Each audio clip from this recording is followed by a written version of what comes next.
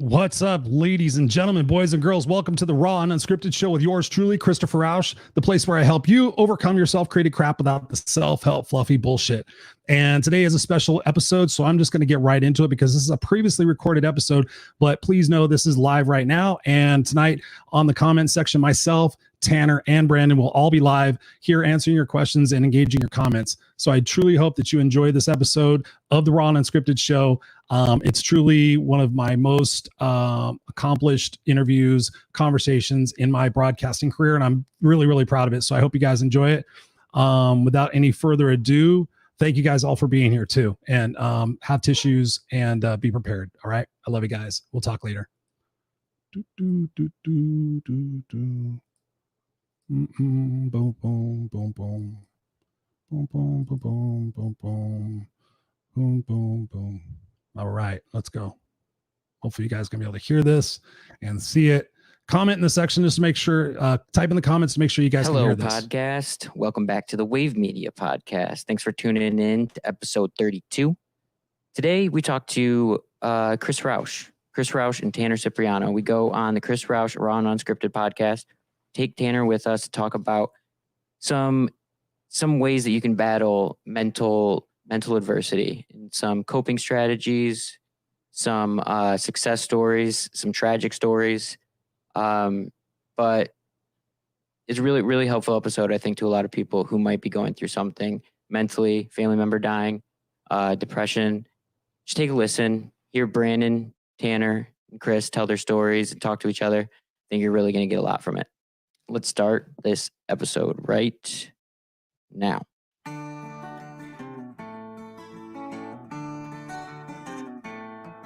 I've organized my useless life in a way I've never done before. Even visit the dentist now, but I've got no time for silly cheddar. So you guys can't hear him? I'm on my way. You guys aren't hearing him? Okay, this ought to be interesting. This should work. Because while my blood's still warm and my mind doesn't matter. Bear with me for just a second. So you guys can't hear that. Oh, I can hear him. I can hear him. You can hear him? I've got a thing about seeing my grandson grow. All right.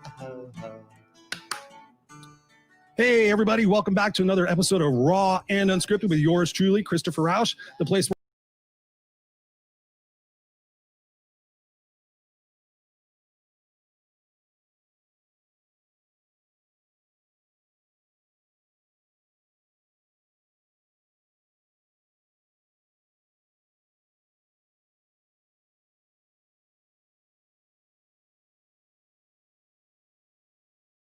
find me being a little bit more serious because of the nature of the topics we're going to be talking about. And, you know, it's at a time right now in our world where people are suffering, people are struggling, and people are, you know, wondering what the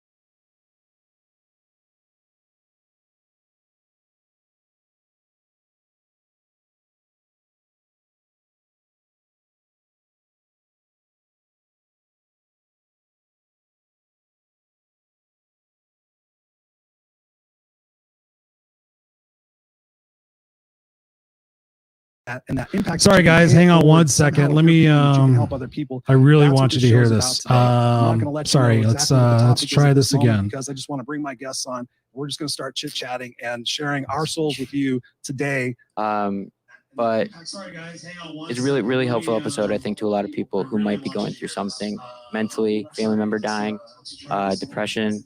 Just take a listen, hear Brandon, Tanner, and Chris tell their stories.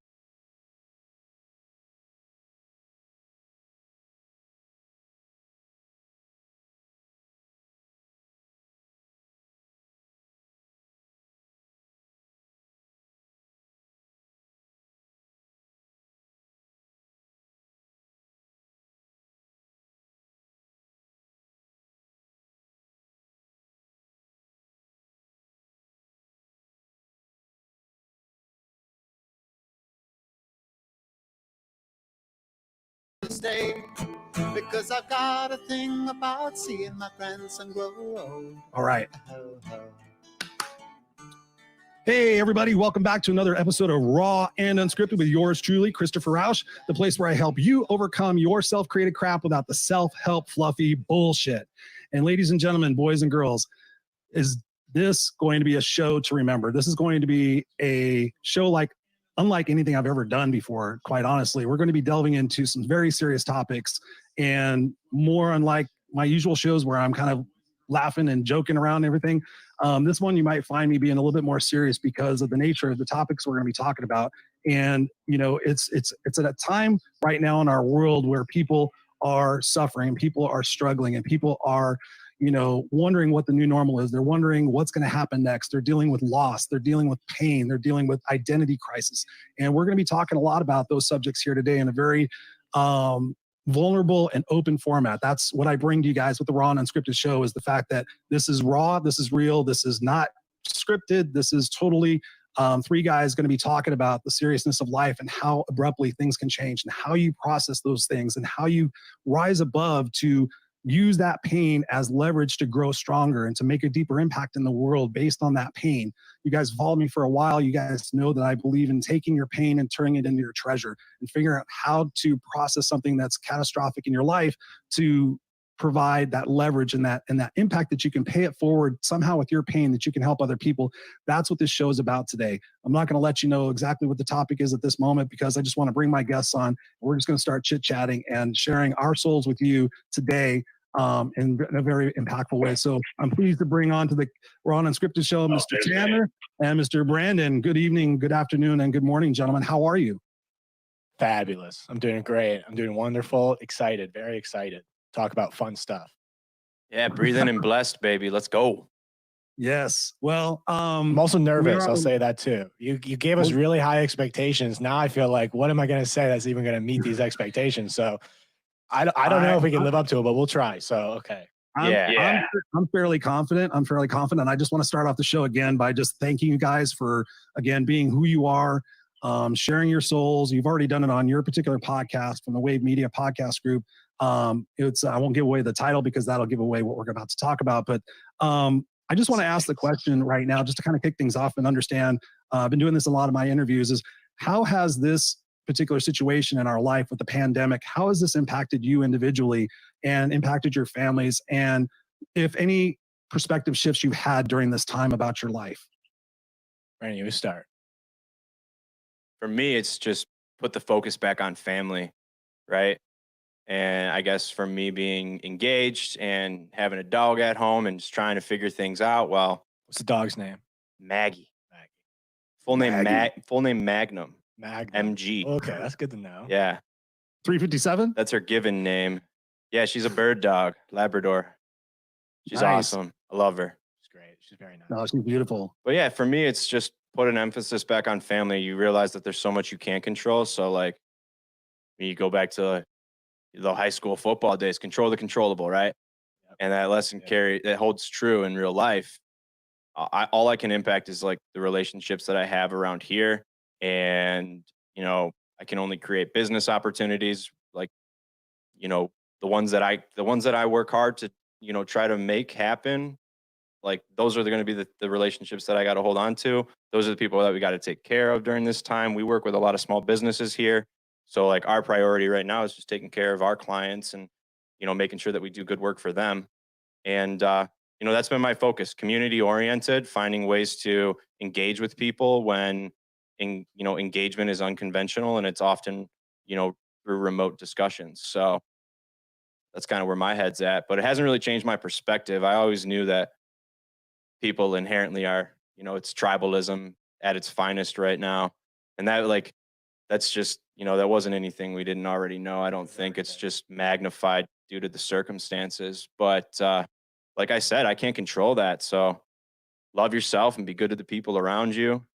And, you know, that's obviously something that you know, you got to work on. Hard work works in that regard. But that's been my focus. What about you, Tanner? I'll tell you, it hasn't really changed anything for my life. My life is going pretty normal, pretty easy, pretty straightforward. Yeah. No, no, my life kind of, sarcasm, ladies and gentlemen. Long story short, we will get into it later, but like, actually, to be honest, last few months, really since this past fall, my whole life is kind of like upturned and like fallen apart in the way that the old version of my life has kind of fallen apart, and I've rebuilt out of it. And this whole quarantine season has only amplified that. And there's good parts of it and bad parts. I'd say, to be honest, I'm at a point where it's a very good thing. Like, unfortunately, a lot of people are being hurt right now, and that's a really shitty thing. And I want to help everybody. I know everybody else wants to help everybody that we can. But for me personally, everything going on right now has given me a chance to just take a break from all my problems and everything I've put off dealing with, and it's forced me to deal with everything. And as best of a way as I can and as healthy as I can. And I'll say that, like, it's these days, it's ups, it's downs, it's all around. But like, I feel in a much better place than I have in a long time. And I feel much more present. I think that's what's kind of forced me I've learned how to be more present than I have in a long time. And I can't worry about the past and I can't worry about the future. Because right now, frankly, there is no future. We don't know what the future looks like. And the past is the past. So there's no reason to worry about that. And so I've just been forcing myself to be more present. And that's difficult right now. What does that look like to you? What does being more present look like to you? Lately, it's been meditating in my underwear every morning. So which has helped me a lot. And my sister just walked in on me meditating today in my underwear and asked if I was busy. I yelled at her, "Get out of the room. I'm meditating." Because that's what you're supposed to do when you meditate.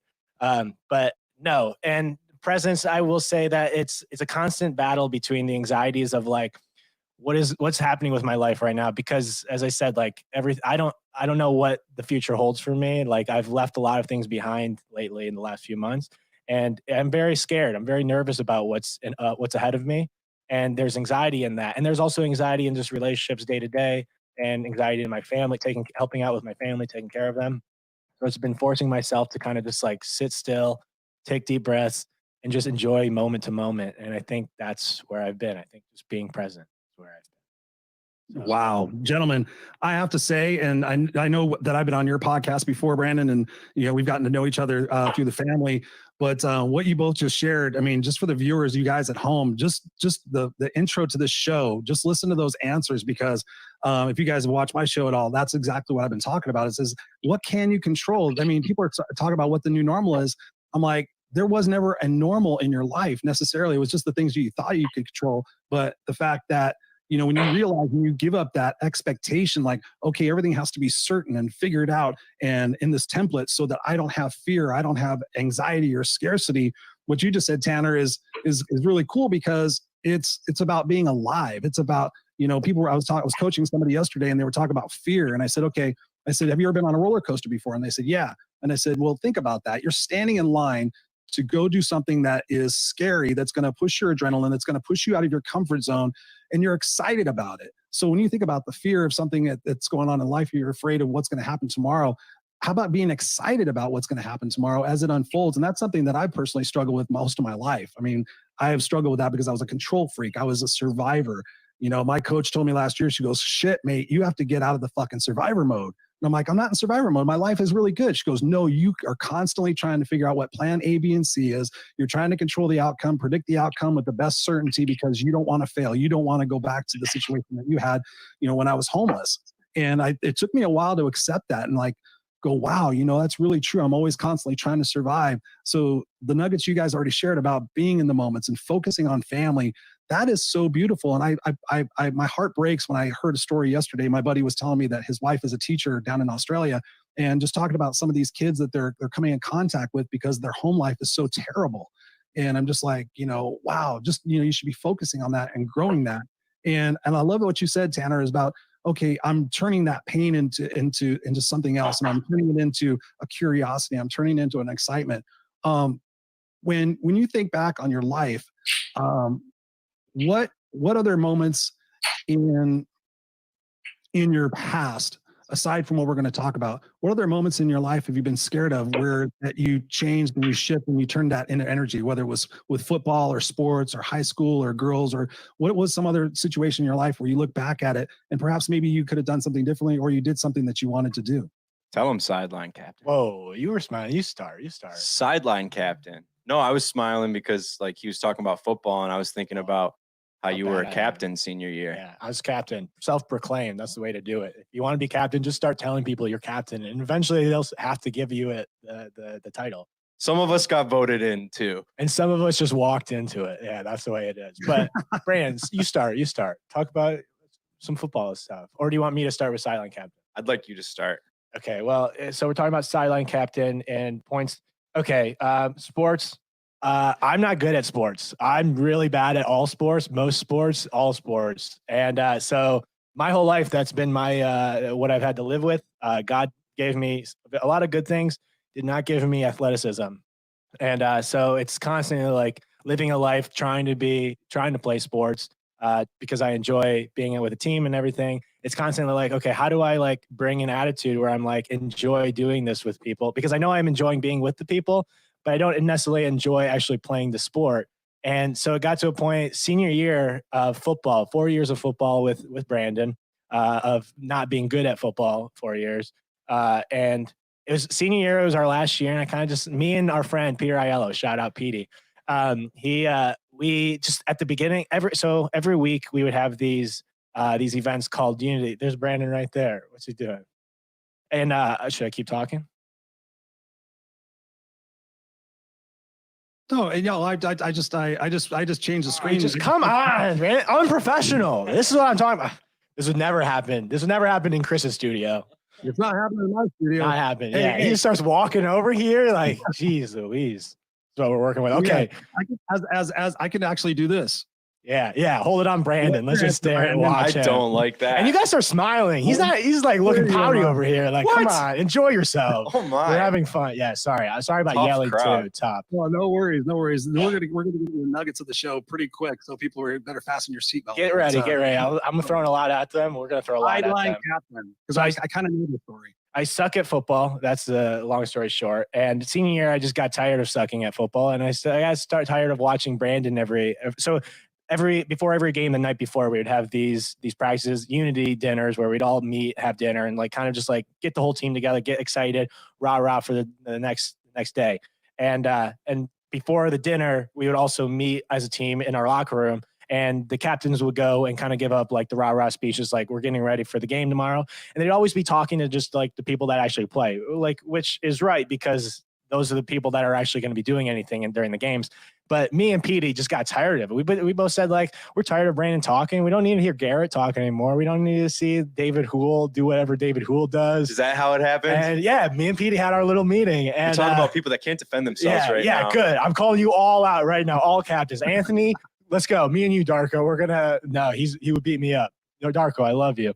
So me and Peter just decided, like, you know what, the rest of us need some inspiration too. So fuck it, we're new captains now. We're sideline captains, and we took it upon ourselves to make sure that everybody who doesn't play every game, who also sucks at football or just is not as good as everybody else, and doesn't suck as much as us, who's standing on the sideline every game, they got to be as much a part of this game as everybody else is. And we've got to make sure they're invested in this. And because at the end of the day, the team is the team. It's not just the people that are on the field. It's not just the people that are playing and scoring those touchdowns. It's also the people that are just having the energy, the morale on the sideline, supporting those guys to keep doing what they got to do. And so me and Petey just took upon ourselves to start, like, we're sideline captains now because we need somebody to stand on the sideline and pump all these people up, because if anything, these are the more important people. We don't care about the people playing the game. We need the people behind us on this line. They're the ones who are going to hold the line when it really matters and get everybody up. And Brandon's looking at me right now like, no, I just want to ask you, like, I'm so curious how, and it kind of goes back to his original question, like, how did that shape you? How did there's so many things you've went through, but I've never asked you, like, explicitly how being a sideline captain has shaped you as a man today. Sorry, Chris, this one's for me. Yeah, no, this is good. I was getting there. Yep. I was not ready to talk about sideline captain, so this is good, throwing me for a loop, breaking down. I'd say it was realizing that it's not all about the people that we see playing on the field. It's also about the people on the sideline. It's about the people supporting the people on the field. And I think that's in life is like, it doesn't matter if you're the one that's like, that everybody sees doing the good. What matters more is if you're just helping the people on the sideline. Right now, there's a lot of people unspoken for, unsung for, and those people need even more help than the people we do see in the news. And if anything, you've got to be the sideline captain in your own life. You might not be getting the awards. You might not be getting the playtime on the TV. You might not get, nobody will know your name. But you'll know your name, and the people you help will know your name because you're a sideline captain in life and you're helping the people that need the help on the sideline. Is that making sense? Am I making sense right now? Yeah, you were an unsung hero. I'm an unsung hero. No, I'm not the unsung hero. I'm standing up for the unsung heroes because the unsung heroes need more help than the heroes right now because there's a lot of people being forgotten and left behind. And I think sideline captain, it was me realizing that it didn't matter if I was voted to be a captain or if other people chose you to be a leader. Sometimes you just take it upon yourself to lead the people and to lead them in a good way. And that's what sideline captain was for me. It was standing up when I knew that I had something to say and I wanted to help those people. Because otherwise, all those people, including me, would just be standing on the sideline being like, fuck, we got 2 hours of this thing, watching Brandon do his thing. And like, that's boring. I don't like watching football. Spoiler alert. But yeah, that's how sideline captain made me the man who I am today. Dude, that's awesome. I love the fact that you just took responsibility and took ownership and said, how can I take a shitty situation and make it fun? If people, again, just draw that out of the show and just say, okay, wow, if I take responsibility of being this sucks, then how can I make this being better? I mean, you took ownership for that. And I'm sure that's actually played out in the rest of your life, I would imagine. Yeah. I suck at a lot of things, but you know what? I do my best. So that's what we can do. I also feel like Brandon's laughing right now as if he just threw this out, not thinking I was going to take it seriously. And then I did. And then I don't know, where are you at, Brandon? I'm laughing because I think like Chris is saying that like, wow, it's amazing how you turned like the disappointment of not being a starter into a positive experience. You like maximized your like value for the team by finding new ways to be a leader, not just on the field.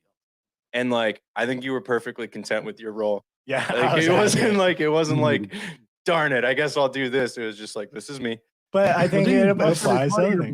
Didn't you bust every part of your body like in every preseason or something like that? Yeah, Tanner got broken a lot. You got broken a lot. Yeah, well, I did for three years. And then senior year, I just let the little kids go off. Yeah, 3 years, I tore an ACL. I got a large spleen. I got a contusion. I broke my toe.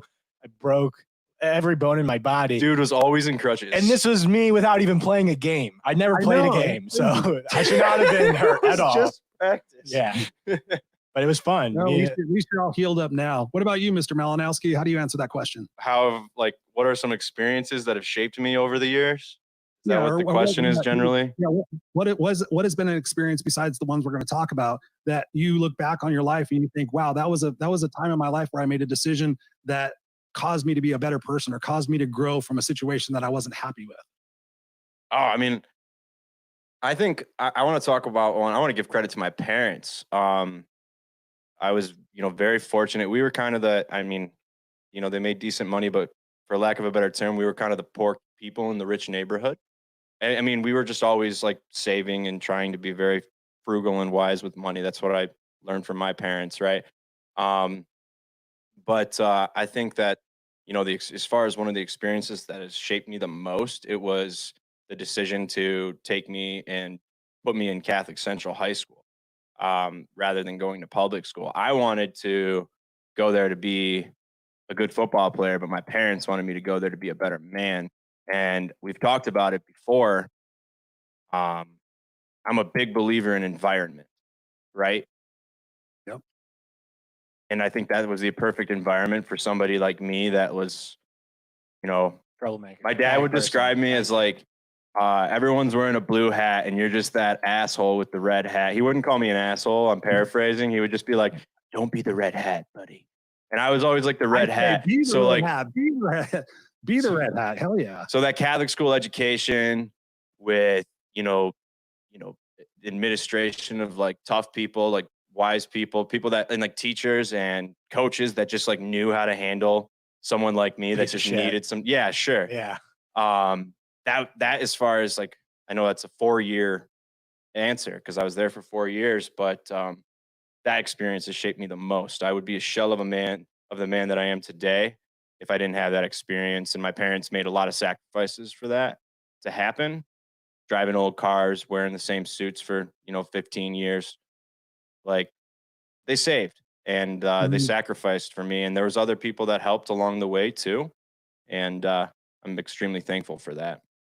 Yeah, I'll tell you. I remember Brandon freshman year. Like, I remember all of it. Me and Ken, everybody taking bets on like how soon he was going to get expelled. Did you think I was going to be like one of those guys that transferred out? You know what? He was a Did you actually think that, or are you just making conversation? Yeah. No, not making conversation. And everyone's just like, this kid's no future here, no future anywhere, if anything. Are you serious? Look at him now. He's producing podcasts. I didn't know you thought. I didn't know you thought. I didn't even know me. you freshman year. I didn't even care about you. All right, because I was gonna say like, no. But it is looking at where you are today. I've seen a lot of growth in you, and I'm very proud of you. Yeah, I'm very proud of the man. Shit keeps on happening, and it's forcing growth out of all of us. It's crazy, and shit's gonna keep happening. That's just life. I don't even like ask why anymore when like bad things happen. I'm like, all right, let's do it. Let's get through it. Another bad thing. It's like, when's the next bad thing going to happen? Because like right now I'm just hanging out and things are going too well. So. Yeah, but like I'm still excited about all the good things. And I do realize that there's way more good than bad, right? Yeah. Yeah. But there's a mix of good and bad. And like at some point there, what is the definition of good? What's the definition of bad? Like, can you take a bad thing and make it a good thing? Can you take a good thing and like too much of a good thing is a bad thing? So what's the definition of? It's all relative, and relativity is relative. Relatively like, speaking. I've got lots of relatives, so like we can get into that too.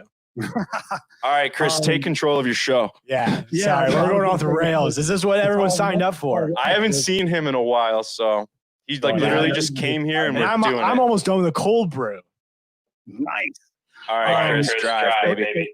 So ultimately, it's about perspective, right? It's about, you just said it, Tanner. It's about looking at situations. It's not good or bad.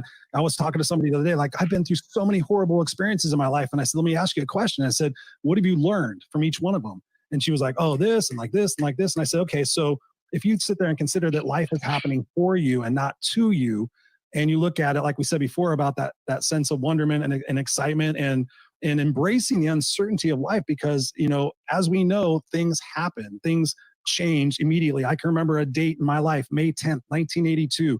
Specifically, I can remember leaving the house that I grew up in and going into a station wagon to live with 18 cats and 2 dogs. I remember that day.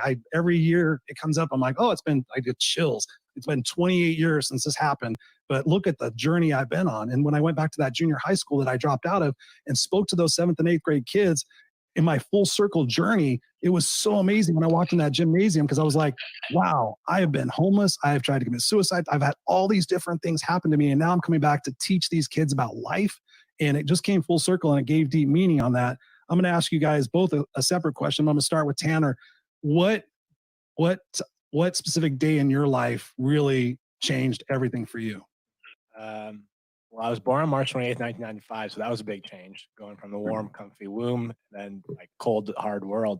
And then any other dates, the big one is April 16th, 2012. Do we want to get into that right now, or are you planning that later, or is this the best time? Yep, let's go right into April 16th, 2012. Take it back, run it back. So that's when everything changed for me. My family, God bless my family. There's 6 members. It's me. There's my twin brother, Salvatore. I call him Tori. He wants everybody else to call him Sal. There's my little sister, Isabella. There is my dad, Bobby, Robert, Robbie, Bubba, whatever you want to call him. My mom, Rose, and my older brother, Tucker. And so there's 6 of us in the house. And on 6 of us growing up, April 16th, 2012, I woke up to the sounds of a break-in in our house, and I found out that over the course of a morning, my dad was killed in this break-in, and my twin brother Sal, Tori, and my mom Rose were both put into coma, critically injured in ICU, and me and my sister were unharmed. Luckily, we ended up living with my aunt and uncle. Shout out Uncle Dennis, Aunt Sandy, and then. To top it all off is the one who committed the act was my brother Tucker and a friend of his, Mitchell. and they were on drugs during it, and they came in for money. And that kind of was, that's the date that everything changed for me. And it was kind of like, I was 17. Me and my twin were 17, 16 or 17. I believe it was 17, junior year high school. And that's when pretty quickly, in the matter of, an hour, 15 minutes less, I realized like, oh, my life is never going to be the same. But in that moment, I realized like pretty quickly also this is going to be the event this will be a defining event of my life, a defining moment of my life. But I can never let this define my life. And I think ever since then, it's been 8 years now. Ever since then, it's been a constant struggle to like, I know that that's a part of me. That's one of the biggest parts of me, but that's not the only part of me. And I've been trying, like, finding all these other parts of me so that I can keep moving forward and keep you. And that's really like a bad thing. Some people might call it a very bad thing. Some other people might call it a very, very bad thing. It was a bad thing. But the amount of good I've been able to find and have done with it, I think I've tried to make up for it. And you try to find, it's a meaningless event that like, there's no reason for it. And we can get into that. Drugs, mental illness, the system, the man, patriarchy, economic class, everything. We can always just pack it in there. But really, there's no reason for it to have happened. But it did. And so the rest of my life has been trying to figure out find reasons in that, and find the meaning in the meaningless. And that's when everything changed for me. And then there was plenty of other dates. There was December 3rd, 2012.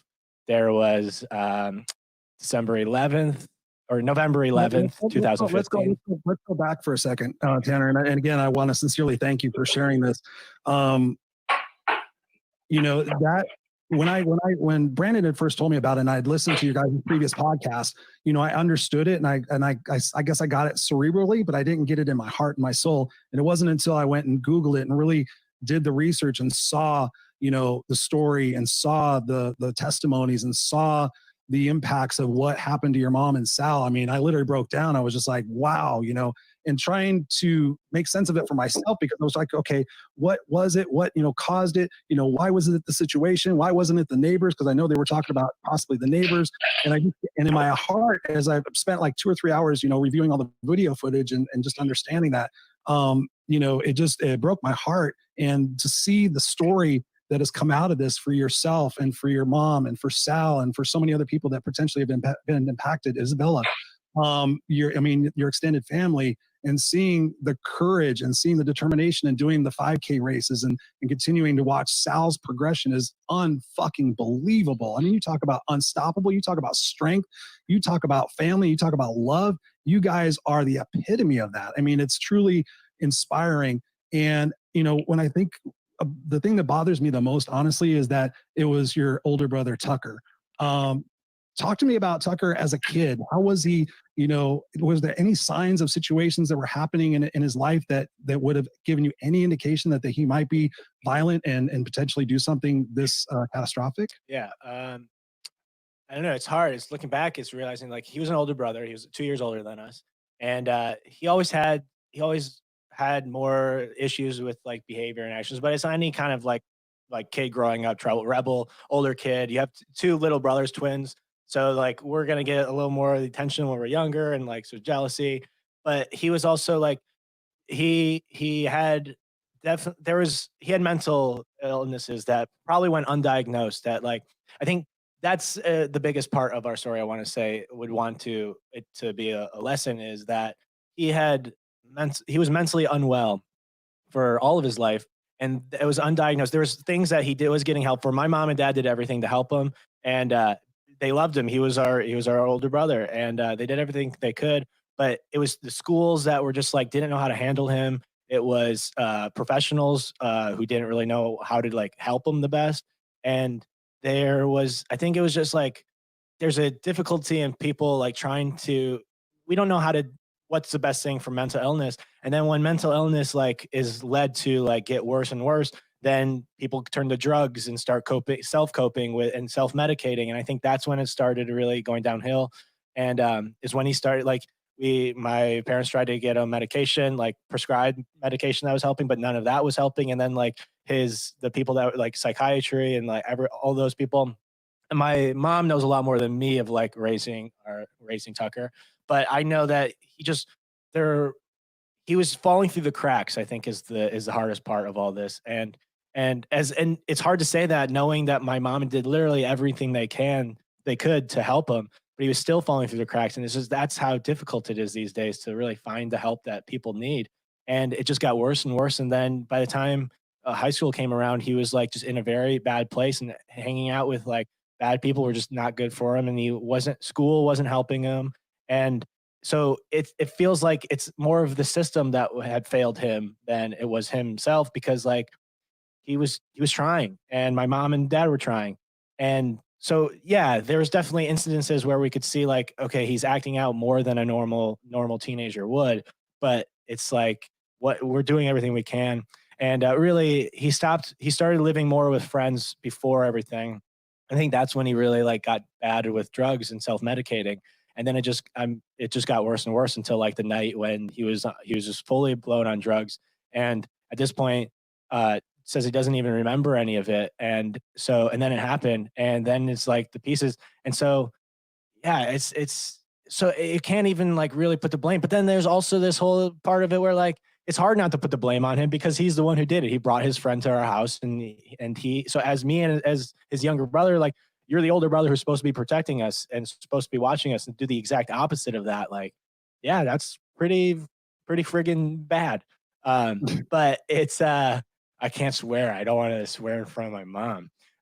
But so yeah, there's some warning signs, but it's not like we didn't do everything we could to help, and it just got worse and worse. And it's so difficult to help with mental illness these days, and it's getting better. Just podcasts like this, talking about it like this. This is what's helping. This is how you deal with mental illness. And and seeking professional. We're not professionals. We don't know what the fuck we're talking about. Maybe Brandon does, but not me. No, Brandon doesn't either. I just Chris, work you here. No more, and you barely work here. You don't even know you walked over here. Right? This is unprofessional. Sorry, Chris. Sorry. No, let me ask you a question real quick on that. In hindsight, because we always want to play armchair quarterback, to quote something football, so Brandon gets a hard on. Yeah, he loves armchair. If we play armchair quarterback, we go back into hindsight's 2020. Sideline football, you can say too. Yeah. How has there been family conversations like, if I wish we would have done this, because people are watching this? I know I had somebody reach out on LinkedIn to me years ago and said, because I mentored at-risk kids, and they're like, the situation happened, what would we do? So I was trying to help them. So in hindsight, do you think it would have been appropriate to have them committed, or do you just think that you did everything you possibly could and this is just the road that it was going to play out in? Yeah, my mom and dad tried to have him committed to rehab. They actually, I believe he was, again, this is all stuff my mom is better with now. And my mom's is back to normal. She's just our mom now. So she's doing really well. And my brother is doing a lot better. Salvatore Torre is doing a lot better. He's still got a big road ahead of him, but they're doing better, but we can get in that later. But speaking with Tucker, yeah, as me not being around for the process, I know that they tried to commit him, and it came down to like his decision. And if he was like, and he would go for a little bit, but then he would like go out, and it just wasn't working for him. So, and again, it's his decision. It comes down to like their decision to change, and you can only do so much. But it's something about like, maybe we got to think more creatively about how we help these people, about how we help drug addicts and mental illness.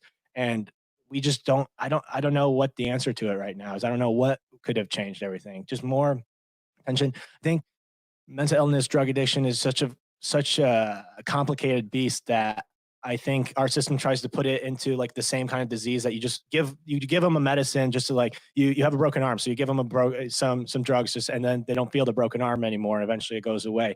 And I think maybe sometimes our system is trying to treat these very complicated issues of drug addiction and mental illness in the same way. It's like, we just put them we give them some drugs, and we put them in, if it gets worse, we put them in an institution for 60 days.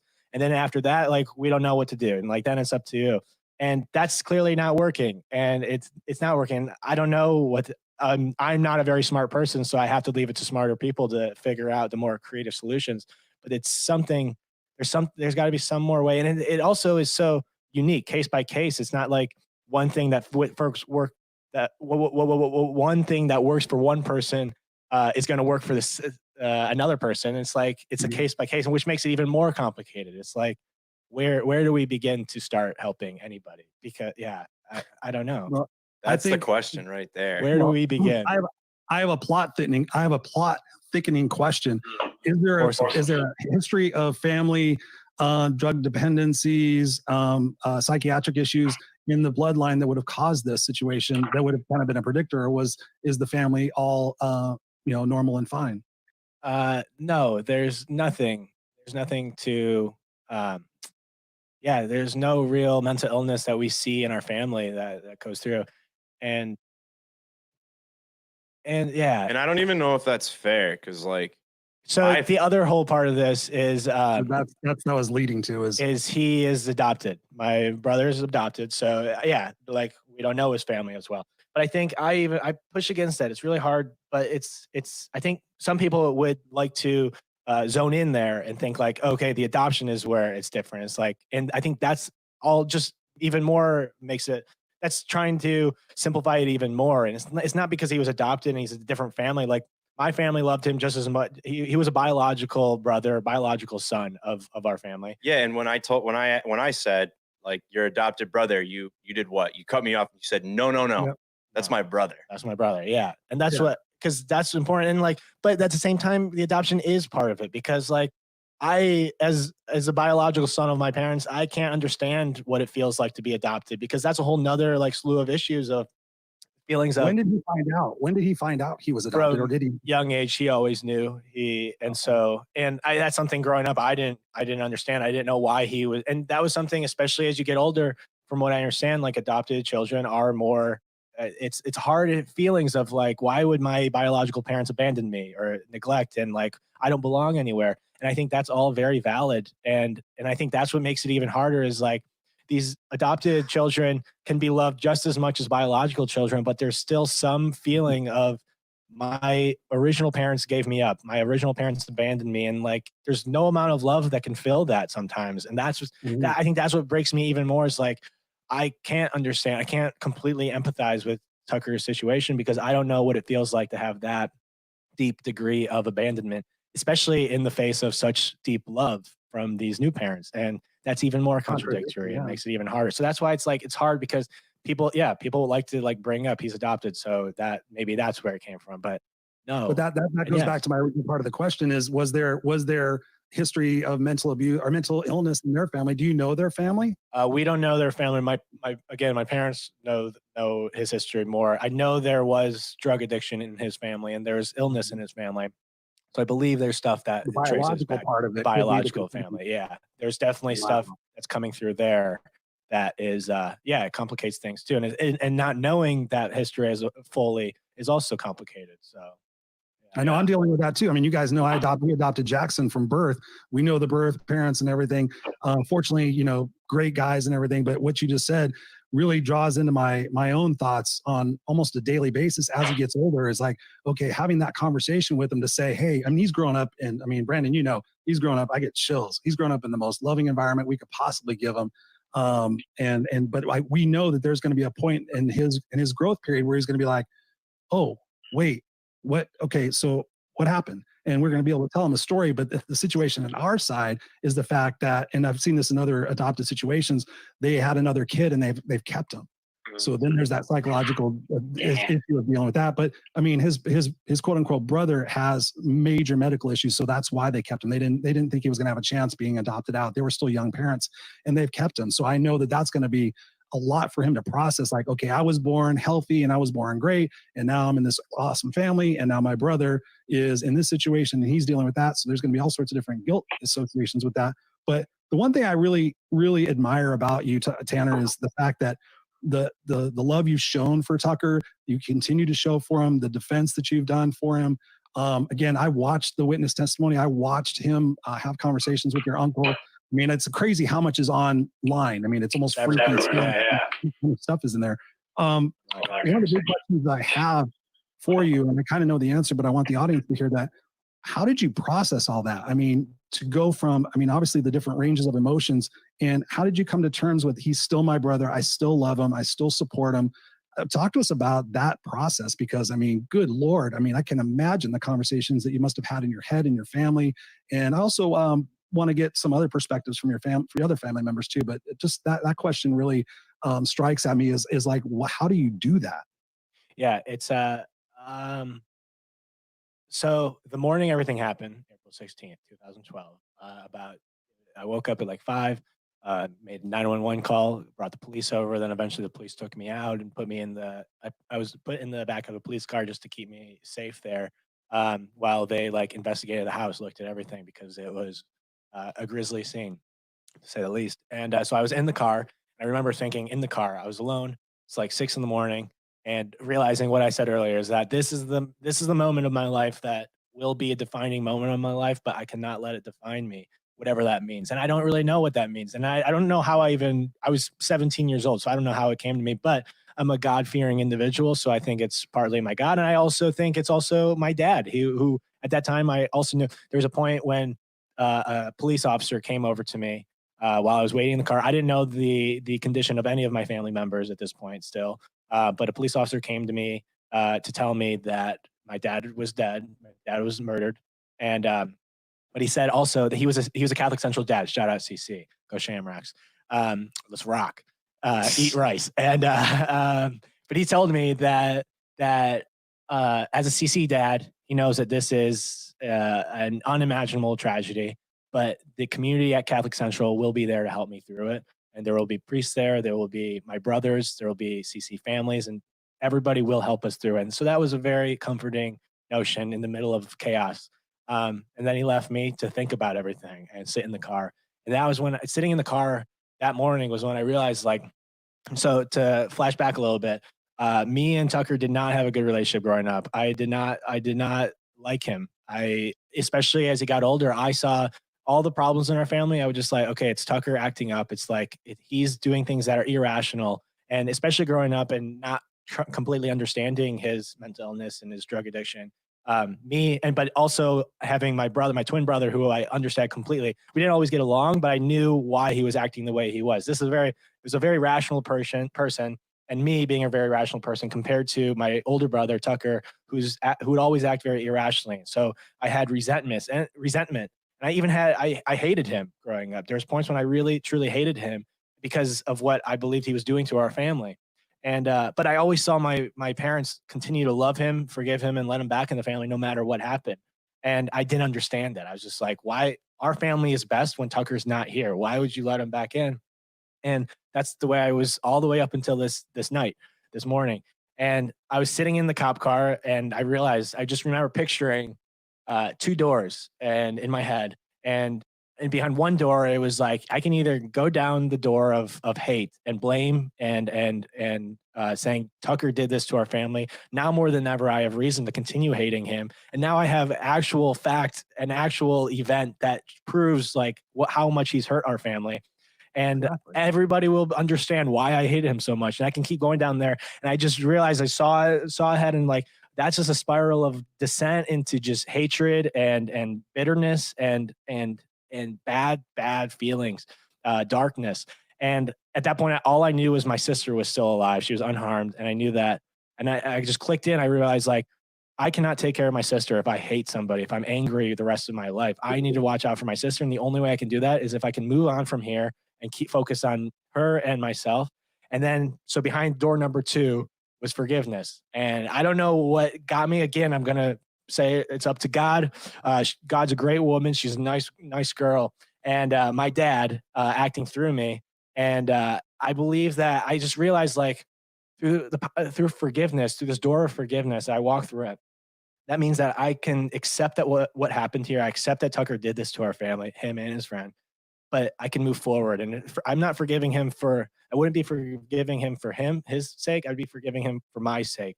It would be moving this weight off my shoulder so that I can move forward and focus on myself and my sister. And it's only through forgiveness that I can move forward. And so in that car, I kind of realized, like, I have to forgive him. I have to let this go. I have to move on. It's the only way I can, like, move past it. And that's kind of what I did. And then from then on, this all happened in the car. This conversation in your head happened in the car. Yeah, in the cop car. And this question's 17, about 17. Holy fucking shit. Sorry, Mom. Sorry, Mom. What? All right, This you had that conversation in your brain at 17 years old after finding out your dad was just murdered. Your mom and your brother are in a coma, and wow, that is profound. I mean, that is so wow. That is beautiful. That is crazy. But wow, just to have that frame of mind to say, wow, I can do these two things right now. And being 17 years old. I mean, that is massively powerful, dude. I have so much respect for you. That is, seriously, dude, can't wait to give you a big hug in person and have a beer, because that really, if you guys out there watching, have you guys get anything, I've already gotten something.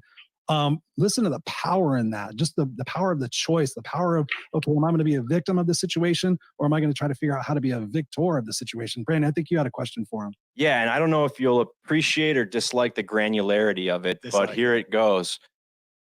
And I asked what color you are the this. seats? They're black. No, I only ask you this because I like that decision you made, and I think if you want to, like, I'd like to touch on the funeral itself. Yes. But that decision you made was impactful.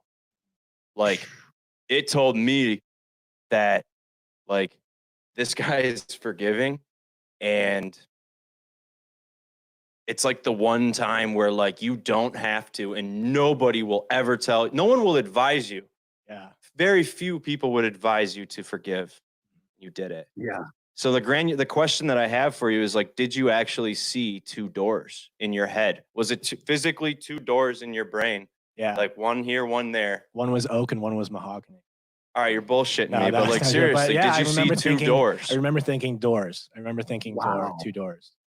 And that's what I remember thinking. Yeah, but we talk about the power of visualization, right? Mhm. That's that in action, and, like, it was subconscious. Like, that was where your mind went. Yeah. Because I can't help but think that that's because of part of your experiences. It is. Doors is, I have, some would call it unhealthy obsession with doors these days. Loves handles. Yeah, I love doors, handles. Yeah, if they're there, I'm going to touch it. I'm going to get up and I'm going to feel it. No. Don't be weird. Yeah. Don't tell me not to be weird. I'm going to be weird. Don't be weird. Life is weird. And I You kiss can do what it you want. and I lick it and I just feel the creases. I enjoy this because you're messing with Chris. He doesn't know what to take seriously. And there's so many times that Chris has messed with me and I've just, like, not been sure where to go with it. And now it's, like, happening to him, and I'm seeing his eyes and his facial expressions. I haven't even watched his And expressions. I'm loving it. I'm loving it. So we were talking about how I like to feel the creases of doors. Yeah. So if I'm going to dig into that, doors. Yeah. I just remember visualizing the door and the two doors. And I don't know why they came to my mind, but there's a whole nother thing I can get into my psyche of, like, why doors are important to me. But I can get into that another conversation. But yeah, to answer your question, yeah, I saw the doors in that car. So with forgiveness being, kind of the touchstone of the conversation right at the moment, are there members of your family who do not forgive him? Or, Isabella was in the house with you. I mean, your mom actually saw, that's kind of one of the questions. Was he actually the one physically doing, or was it Mitchell? Was it the other guy, Mitchell? Mitchell and Tucker. So that's a whole nother debate, is who did what. And, like, that's the debate and the testimony, the court testimony. That's the big question of, like, who did what to what family member. And there's no way to know that because, like, none of us remember the night. I wasn't there. I was hiding under my desk like a little fucking friggin' coward. Sorry, Mom. No, I'm a hero. No, I'm not a hero. You're all heroes. Sidelines. But yeah, my family members, so nobody knows who did what in the event. I'll just say that. So in our close family, I'll start with our extended family. One, I'll make a note, is I hate speaking for other people. So I'm sorry that I'm speaking on behalf of other people right now, but you asked me the question, so I'm going to answer it to the best of my ability. But I can say immediately after, it was difficult for, and I'd say it's still difficult for extended family members, relatives that I talked about earlier, the relativity. There's relatives that have harder time forgiving him, and I'd say maybe still haven't forgiven him. But there's also family members who still still continue to help him and, like, do what they can to help him. And so there's a spectrum of that. But the extended, the direct family, the immediate family, I'd say my mom. I'd say my sister is in a hard place because she was 8 years old when all this happened. And up to that point, if anybody was seeing the loving side of Tucker, the good side of Tucker, like in those years leading up to it, it was my sister. So she was the one who saw like Tucker was a fun older brother to her and like saw the good sides. Whereas me and my twin brother, Tori, only saw the more combative, the more irrational part of him. So, and we just were around him more. So we had more reason to like build up resentment.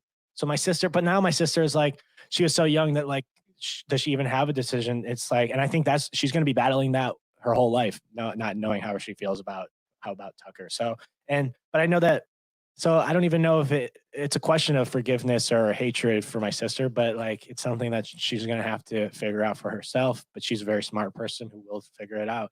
And Tori I don't think he does forgive Tucker. I think he is angry at the situation because like he was the most physically hurt, but well, other than my dad. Yeah, my dad. But he was physically hurt the worst out of our immediate family. And so he has the most reason to still be angry at the situation. And but I think the power of Tori is that as angry as he is, justified in his anger, he doesn't let that stop him from like moving forward and getting better. And like, if anything, like, I don't think he thinks about Tucker that much. And I think if he does, he just thinks that like Tucker did this to me, but like now it's up to me to make my life better and like get stronger. So Tucker in the event is only like a passing thing that comes into his life sometimes, and then it goes away and he focuses on just getting stronger himself. Tori is the strongest person you'll ever meet. So I hope you all meet him one day. But so he's moving on and he doesn't let the anger take him down. And I think that's a very powerful anger that's very justified as well. And then my mom, she is the most loving person you'll ever meet. She's like a beautiful soul. And this is for her, she lost her husband and she lost her oldest son. Her son is in prison. Like that's still her son. If anything, she knows more than anybody the difficulty that Tucker lived through just growing up with everything going on with like drug addiction and mental illness. She saw it firsthand. And if anybody also saw the good sides of Tucker, she saw it the most. And so now more than ever, it's difficult for my mom, and because he's in prison and she can't talk to him. And I think it's still a path that she's still trying to figure out. Like she still thinks of him as his son. He just sent her a letter on Mother's Day that she very appreciated. And my mom wants to keep him in our life, but at the same time, it's like difficult because like he also did this to our family. So, and she knows that as well. So it's something that she has to battle between knowing that he did commit this tragedy. At the same time, he's her son who was just as broken as anybody else, if not more broken than anybody else. And like, he also has to live with the rest of his life knowing that he led to the murder of his own father. And like, that's something that he has to live with. So yeah, my mom is like, yeah, she's a very good person. She's a very good person. I want to get back to the Doors real quick. I'm sorry, Chris. You love the Doors. One more question about the Doors. Like, I know that you had that visualization, right? Yeah. But like, you don't just go through what you went through. And I can say this because like we like ultimately ended up going through it together as a community. Yeah. Like you don't go through what you went through and just go through that door once. That has to be like a constant. It's every day. You wake up every day. It's a constant reaffirmation. It's literally like showering, but it feels like you have to do it more often, don't you? Yeah. Great point. If anything, it's going back to like how the last few months and like lately I've been like, my whole life has been upturned and like everything's falling apart to be rebuilt as I go. I think the hardest thing that I've been dealing with is that by forgiving him that early, that quickly, like I was able to move on, and that was the only way I was able to survive. But 8 years later, I'm realizing there's still anger underneath there, and that I like never really dealt with because I was always like, well, anger is just a bad feeling that like if I start getting angry, there's no reason for it, so I'm just gonna like keep running past it. And that anger finally caught up to me, I'd say, in this last few months, and it finally started coming in other places of my life. And I started feeling angry, not necessarily at the event, but just angry in general, more angry than I usually am. Would you call me a pretty angry person? I get angry all the time. I scream at everybody. I'm fucking pissed right now. No, I'm not angry. I'm pretty level-headed. But I think that's my problem is that I kept thinking that anger is the unhealthy feeling. And it's only taken me 8 years to realize like, no, I need to feel anger just as much as forgiveness, just as much as love. And I just need to think of it more I need to feel angry in a healthy way. And there's ways to do that. But I think that's where I'm at right now, is trying to get a better grapple of my anger and feel it in a healthy way. And because that anger comes out just in frustration, or it comes out in self shame, and getting down on myself. So I think anger is my hardest emotion I'm dealing with. Oh, absolutely. And without I mean, good Lord, give yourself a break. So thinking about, again, I watched Tucker's testimony, and I, from what I understand, he agreed to plead to life in prison without the possibility of parole to save you guys from having to go into court and testify. Is that correct? That is correct. That's, I mean, God, it gives me goosebumps, Jesus. And I watched that testimony. I was crying. I was just like, wow, just watching this young soul who went on a journey and made a decision and had, I mean, personally, I'm just going to talk openly. I watched Mitchell's testimony, and I think he's a dick. I think he's an asshole. I think he's a calculated dick. Yeah. I will say, I'll pause there.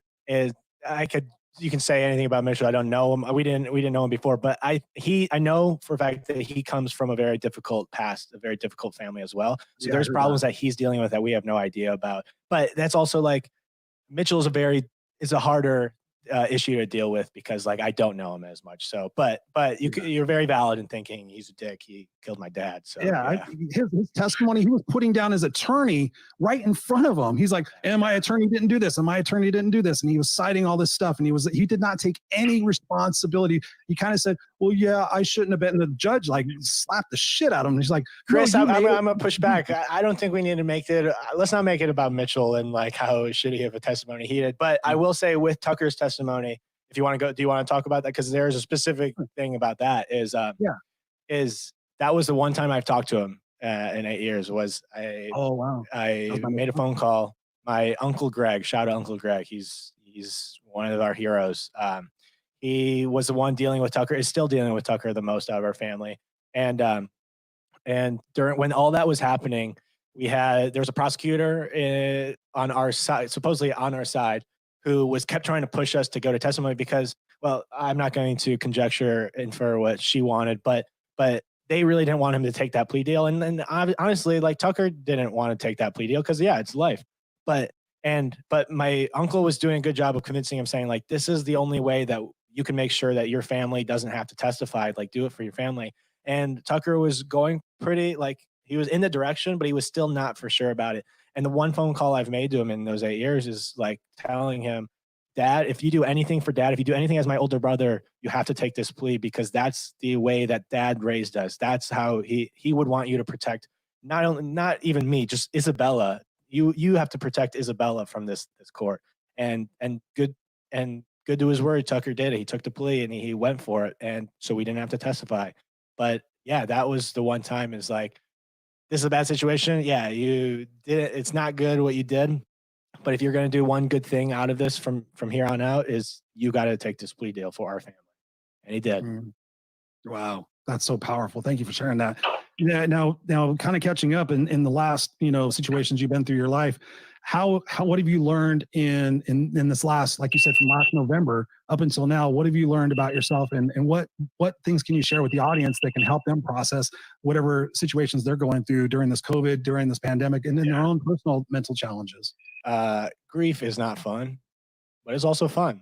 It never ends, and it'll be with you forever. And it's difficult. The more that you put it off dealing with it, the worse it's going to be later on.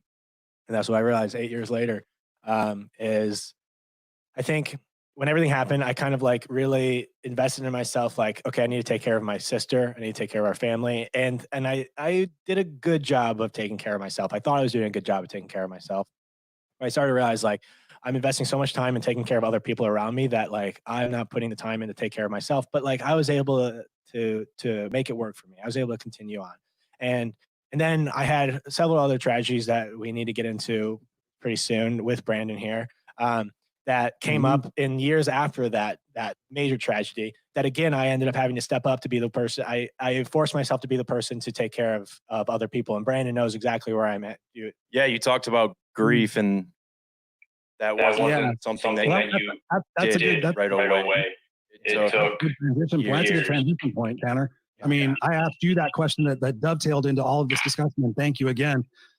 What was the date for you, Brandon, where you had a situation in your life cause massive shift in your situation? I've had a couple. Me too. Um, Yeah. December 3rd, 2012. 2012. Yeah, that was It a was a good tough year. year.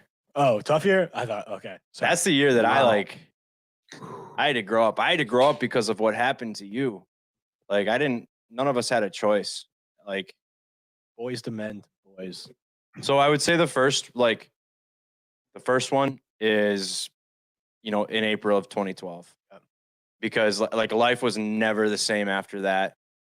I looked grown men that I looked up to in the eye, and I asked them if like our brother Sal was going to live, and they told me no, don't count on it. And it broke them to have to tell me that. But like that was the consensus at that point. Right? Yeah, we didn't know. We had no idea about my brother day by day. So like it sounded silly when we talked about it at the beginning, but we like talked about like captains and stuff, right? And like we had just named our captains, and then we had a teammate that was going to die because he was beaten with a baseball bat. We had just like, so you're just forming like that, that trust, Team that bonding, bond, yeah. right? You're spending countless hours together working for a common goal. And then God's like, and life is like, hey, check this out. Curveball. So at that point, the only thing like we knew what to do, like us kids, I don't know about everybody else, but like me personally, like in my head, I did not accept the fact that like Sal was going to die for like, I knew that like the odds were against him. I was not going to accept it until it happened. And then I would deal with it from there. Like, I don't know why I felt that way, but I was like, no. And I don't know when it happened. Like I think it formally happened like once the football season started and Sal was still around, still fighting. I was able to go see him. But it was all about like bring Sal back. Yeah. All right. And the whole goal was like get to the end of the season, get to the state championship. And like, I don't know, but like, I think around that time frame, like everything kind of came together to the point where like, hey, if we get to state, we make it to state, like it will be enough time past that Sal can like come to our locker room and see us. So that was what it was all about. And we had an extremely tough schedule that year. We were not the best team either. No, like we had just made, like went to the state championship in the last year, and we lost to an incredible team, like an incredible Cass Tech team in Detroit, like wonderful team. All right. Very good team. Yeah. And a very good marching band. And we had some very strong seniors, some that, had Division I scholarships, right? Cass Tech had like 13. That's neither here nor there. They're so good. But their marching band, so good. Yeah. Yeah, we like came into the new season, like we had talent, but not as much. And like, then this happens and it's like, we got to bring this together. And we had a tough schedule. We went 5-4. We weren't supposed to make the fucking playoffs, Chris. No. And like, we made it. Do you want to know why we made it? Because of strength of schedule. You have to win 6 games in Michigan to like make it to the playoffs, to qualify for the playoffs. Because of the fact that our schedule was so tough, mathematically, we made the playoffs. Wow. Yeah. So then we do that run. We have a tough season with a tough schedule, and then we blow through some people in the playoffs here, and then we finally bring Sal back. So that was amazing for me. Yeah. I'll never forget that. You come into the locker room. Oh, Jesus, Ken. This is unprofessional. Hey, you're really not a good look for my brand, buddy. Not good. Did Tori make it to the locker room? He did. Yeah, he did. He did. He came with your uncle. Came with our uncle. Yeah. He was very excited to see you boys. That was everything to me. Yeah. Mm-hmm. And wow. Honestly, like we came up short, and I am never one to be like a consolation prize type of fella, but like my everything, my goal that entire season was bring Sal back, and we did it. So that was one. December 3rd, 2012, we lost another one of our brothers. It was only a couple weeks after the state championship. Yeah, 1 week after the state championship. David Wydzinski. Amazing brother, amazing work ethic, amazing friend, purest heart, pure as can be. I knew him a little bit before he came to Catholic Central, and I was actually one of the people that was instructed to call him to convince him to come to our school. And then it ultimately ended up working out where we lived close enough together. And, you know, I was the guy that drove him around all the time. And his mother used to give us money because she thought like I was, you know, she was putting me out by like having me do that. But like we were best buds, and we blew all that money on Jimmy John's. That was supposed to go in my tank. That was, we had a lot of food. Before David, Brandon was the loser at school, and David like shot his street cred super. Is that what happened? Yeah, completely. But okay, continue. Okay. But yeah, I mean, 1 week after our state championship football game, he was a sophomore that got called up on varsity. He had 15 tackles in the state championship. And I know you're not a football guy, but that's amazing. Yeah, he would have gone to big things. I didn't find out about it until after he passed away, but like Big Ten schools were like considering talking to him and like, you know, starting the process of like, hey, we would be interested in like having you be a part of our team someday. That happened. And a week after he passed away in his sleep, I was supposed to pick him up the next morning. And like I talked to him. I remember the last interaction I had with him, he texted me and it was like, hey, can you bring like, he found this ski jacket that was going to get thrown out, but he really liked it. So he like took it and it was his. And he's like, hey, will you bring my ski jacket? And I was like, I think I said something sarcastic that was like, maybe. And he was like, thanks. And I think the last thing I said to him was like, you're welcome, I guess. Just like in a silly tone. And that was the last thing I said to him. This is your best friend who's just about to die. I wake up the next morning and he doesn't answer.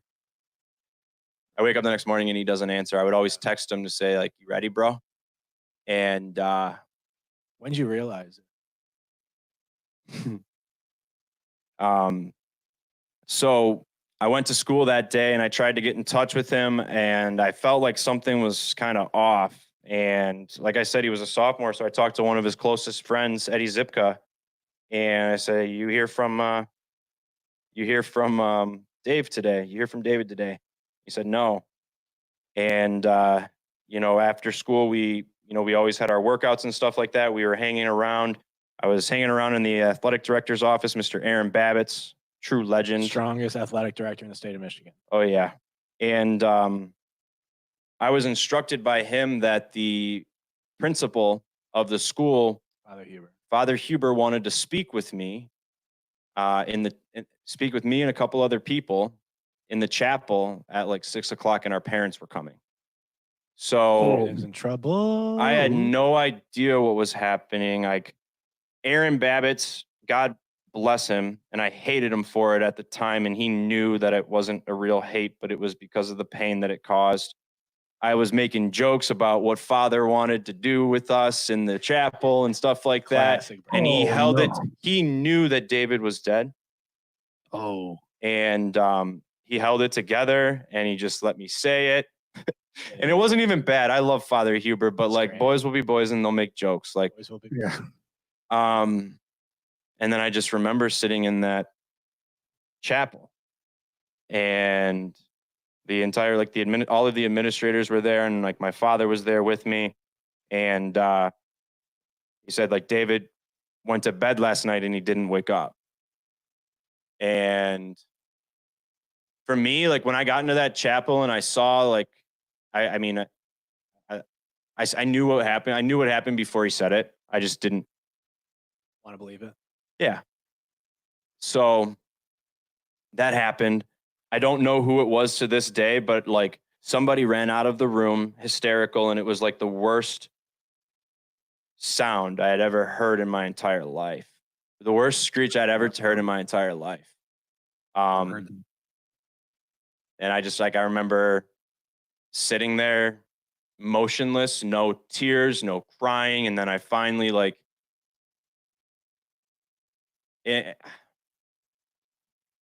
I remember finally like, for some reason I didn't accept affection from my father and my father understood it and he didn't touch me. And like, I wasn't like told this until later, but like, I guess that like, I was the only person that was like, wasn't like physically consoled by their parent. And someone like brought that up to me as a bad thing, but like in retrospect, like my dad just knew that I needed that space at that time. And I remember finally running out of the chapel just to like, Make sure you talk in your microphone. Thanks. You remember running out? I remember running out of the chapel as I speak into my microphone, and like Aaron came out to, try to comfort me, and I just looked at him and I was like, "You fucking knew. You fucking knew."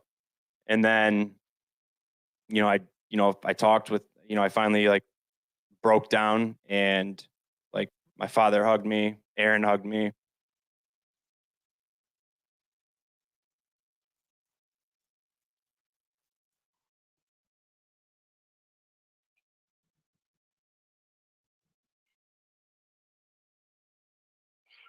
Sounds beautiful. I mean, in any moment that you have those situations that come up, I'm good. I can keep going.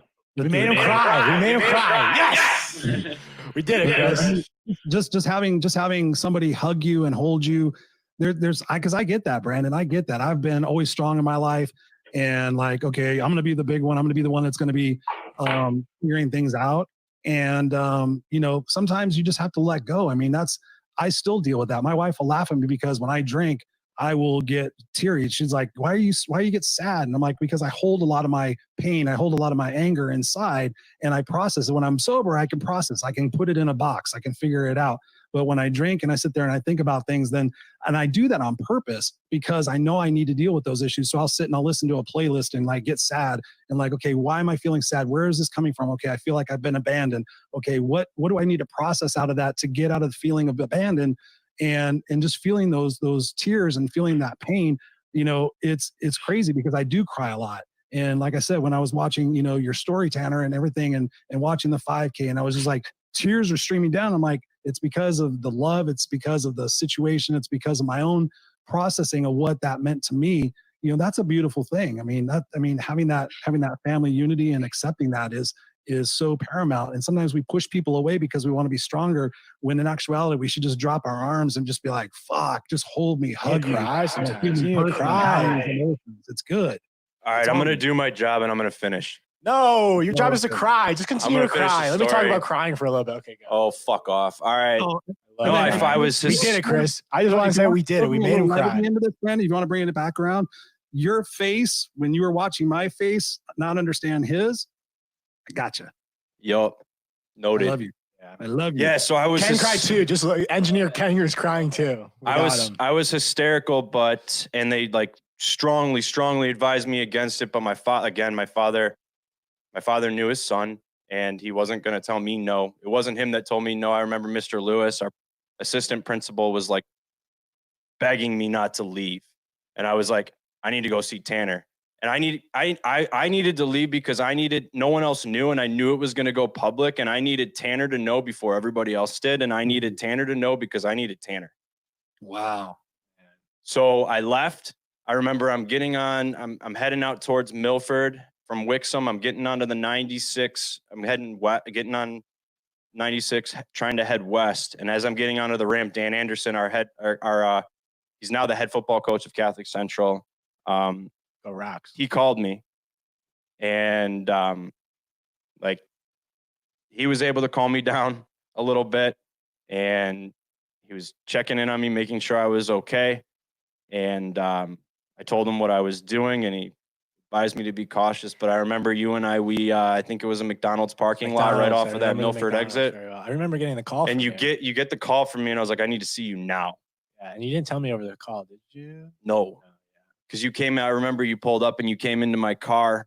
I was driving that shitty Ford Taurus that had, it was a red car with a blue bumper. It's great. Because I rear-ended somebody because I was texting like an ass. Jesus, are you going to, he doesn't do it that anymore. was my dad's tough lesson. That was my dad's tough. tough lesson. He's like, you're going to go to the junkyard and find a bumper that works for a price that works. Yes. But yeah, you jump into the car and I told you.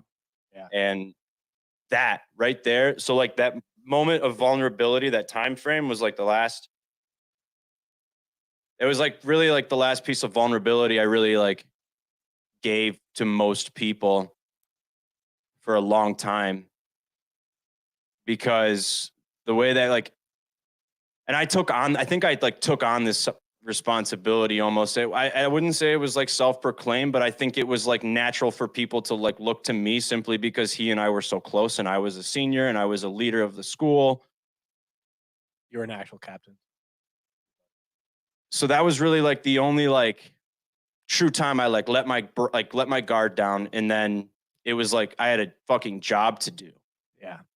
And I remember there were like, how many people were at my house that night? There's a lot. We were all just hanging out. Like none of us. We're all just kids and we don't know what to do, and we just lost our friend. Suddenly, there's no explanation again. Just Wow. midnight. And like the brightest and like the best of them.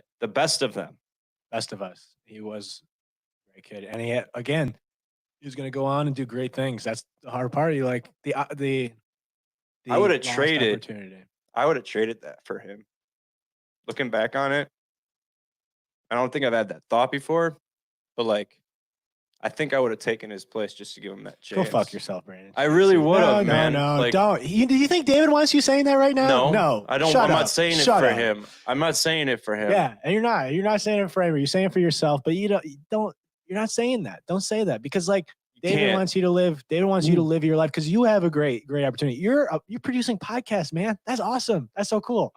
It sounds facetious, but it actually is really cool. But it's also a joke too. No, Brandon, I know that feeling. I know the feeling of like, I wish it should have been me. Like I live that. I haven't every had day. that thought in years, to be honest with you. Like it just, like honestly, just talking about it in detail for the first time in a long time. And crying about it. No, I love the tears. Keep them coming. If you like, just touching on that with mine, I look at my brother every day, my twin brother. We were supposed to record this podcast last week. We couldn't because my brother had a seizure. He has a seizure about once a month. This time he had it twice a month. This time it was a little worse. That's something every time he has a seizure, I think how much I would trade to be in his place so he doesn't have to go through this every time. He doesn't have to have these seizures. But I know that he doesn't want that either. And also, to be honest, like he knows that I probably wouldn't be strong enough to handle these seizures. He's the one. He's strong. He's always been stronger than me. He's always been a better sports baller. And you know what? He couldn't talk on this podcast as well as he couldn't talk on this podcast as well as me. So like, what does it matter? I'm talking on pretty well. But no, they do not want us to switch positions. But you know what? We cannot help but think that, because like, yeah, we think it would be better if Brandon was dead, I wouldn't have to deal with him every fucking day. But I do, and I'm very happy for it. And you know what? I'd have to deal with David every day too. And you know, he's a great person, but he's get on our nerves just as much as you do. But no, my dad is like, how much I would give to have him back, but also know that wouldn't fix everything. And like my life, and like how much I would give to like not have this entire thing happen to my family is like, I don't know where I would be in my life if it didn't happen to me. So like, there's no point in wishing that it all gone, wishing it was a different version. But you know what? It's human. Of course, we're going to. Do you want to know why it's hard for me? Why is it hard and for you work in film, so no, I think you'll don't. understand. Let's keep talking, Chris. Okay, yeah, I do. I know. So for me, like I know that I said what I said. I'm glad you said it. And I know that he wouldn't want I'm glad you said me to feel that way. But picture this. What if you could like picture this. What if you could look at a film or see something from a bird's eye view and just watch it happen, like that what if scenario? And that's something like we're talking about, like I'll be real, like this isn't like I'm not some success story that's perfect and has completely overcome this. Like he's a podcast producer. Like what the hell? Such a tool. No, keep going. But now you made me lose my train of thought. No, it's not. It's like, look at this. It would be so nice to like be able to. Like nobody knew how he was going to turn out, but that kid loved Notre Dame, and Notre Dame was looking at him. And that would just be the start of his impact. And it would be a continuation of his Catholic upbringing. And I think that boy, of all fucking people, just needed structure and people that loved him, and he would thrive. Oh my God. And that's what happened at CC. And that's why for me, I wanted, like, it would just be sweet to imagine see that movie. Yeah, the what if scenario. I'll never have it, but like it would be nice to have that. Imagine movie. What if that like he would have gone like how good he played at football. I'm not saying well. I don't like you being grammatically correct. How good he played at football and apply that to the rest of his life. What he could have done. He would have done great things. And we don't get to see that. And that's really fucking shitty. We don't get to see the alternate universe where he's still alive and he's still doing great things that we cannot even imagine right now. But you know what? Every day it means that it's more of our responsibility to do those great things for him, and as best as we can. We're not going to do the great things for it. We're not going to do them as great as we can. Honestly, he'd probably be the best podcast producer we've ever seen. But like, you know what? Now you have to be the best podcast producer we've ever seen. Yeah. Yeah. But you can't get down on yourself for feeling that, the what if scenario, because like, yeah. I don't play that game often. I just played it because like we're here. Yeah, and I'm glad you're playing it. it. You need to play that game sometimes. But yeah, I guess that's that. I play the game all the time. I love what you got to think about everything we've talked to you guys so much, and want to give you guys big hugs right now. And just hearing this is emotional for me because it brings up different things and thoughts that I have. But ultimately, what you guys are saying, and we still haven't even finished, is the fact that ultimately the perspective is what is the most important thing. The perspective of how we see and how we internalize and how we emotionalize the situations that happen. We can either say they're happening for us or to us. And in the same thing, I think everything happens for a reason. I say it most times, 10 times a day. I say everything happens for a reason. I say every day is a new day and everything happens for a reason. And then I finish it off with, doesn't kill me makes me stronger. Can I challenge that though? Like, challenge it. so Yes. I had to put that on my arm, because in situations where I'm pretty strong, but also when we get vulnerable with ourselves, because we could be strong. I mean, I know you're strong, Brandon, and Not that strong. I bench press. we allow that gate to open. That's where the healing starts to happen. That's where we really get to grow and see who it is that we're going to become. And I know the fact that from all these situations, you guys are going to be amazing dads. You guys are going to be amazing influencers in the world. You already are. And we just take that and we say, okay, how can we live in somebody else's honor? I had a situation where my former wife, her sister, and I called her my baby sister. I mean, we're still family. We're still friends, even though I say ex-wife. I got a phone call from Tammy, who was my ex-wife, and she said, Tiffany passed away. And I was like, what the fuck? And I get chills. Jesus Christ. I'm going to cry. You cry. She was 33 years old. Her 3-year-old son found her dead. You're good. And then Tammy found her, and they were best friends. And I was sitting there trying to process, and I was Tiffany's coach. And I kept telling her, I'm like, Tiffany, you have to take care of yourself. You have to take care of yourself. She was overweight. She had asthma. She had heart issues. And she was like, no, Chris, I have to take care of Kenneth. That's her son. And I'm like, no, Tiffany, you have to put yourself first. You have to put yourself first. And then all of a sudden I get this call from Tammy saying Tiffany passed away. And I was just like really, honestly, I was just like, what the fuck, God? Really? A 33-year-old mom who's taking care of a kid who's potentially autistic in the prime of her life. She's trying to start this at-home cooking thing, and you strike her down and you let her 3-year-old son find you? I was like, I was so mad and I was so angry. And I was sitting there thinking, and they had me do the eulogy at the church, which I was very honored to do. And I was driving home and I was so emotional. I was so pissed off. And I was like, what could I have said to her? What could I have done? Should I have said, oh, we should do coaching in law? What things could I have done to prevent that? And God's honest truth, I was like, I'm going to go home and drink, and I'm going to just just get trashed. And I'm like, that's how I process things. And I sat there for this moment. It's a very poignant moment in my life. I was on the 91 freeway out here in Corona. I remember it vividly, just approaching the 15. And I looked over at my empty seat, and I looked over there and I'm like, if she was sitting here right now, what would she say? And she would say, Chris, go home and do something productive. Don't go home and crash yourself. Go home and write a poem. Go home and call some friends. Go home and give this situation a deeper perspective, and find a way to use this to help other people, find a way to be a light through this situation, still be in contact with Tammy, still be an influencer in Kenneth's life. And from that situation, Tammy wound up taking on Kenneth and has raised him into a beautiful boy. He is like very autistic, but she's done a phenomenal job going from being a solopreneur and doing all these things to taking on raising her sister's son. She's done a phenomenal job. So from all these different situations, we can choose, to find the light in that, choose to live in the honor of somebody, choose to carry on what it is their legacy was about. And that for me gives it a deeper meaning and a deeper purpose. And that's why I do these things. That's why I do what I do. Yeah. Brandon, you push back on something. Oh, you're going to, my tattoo. By the challenge. No, it was forgot.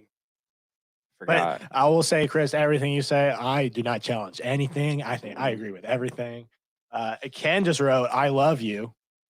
And that's for everybody. Thank you, Ken. I love you too. And I Thank love you, you, Terry. Brandon. I love you, brother. Chris. And I love everybody watching this, listening, and tuning in right now. Meaning, you say, I mean, I will challenge you on something. Everything happens for a reason. No. That's what I wanted to talk Yeah, about. no. Like, I can challenge that. I don't need a Let's do like, this. Let's get in a like- fight. like Start for me, swearing. I don't know, man. I will drive to your house right now. I'll kick your ass. No, you would kick my ass. That's true. Who's asked? Brandon. guys I'll have the kick same Brandon's room. ass easy.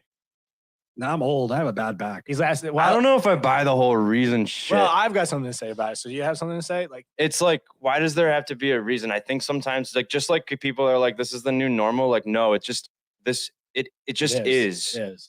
It is what it is. So it's like if I didn't think about it so much with David because like I understood that medically there was like something medical that happened. He died in his sleep because of heart's complications, and he was an otherwise extremely healthy kid, and it was an anomaly.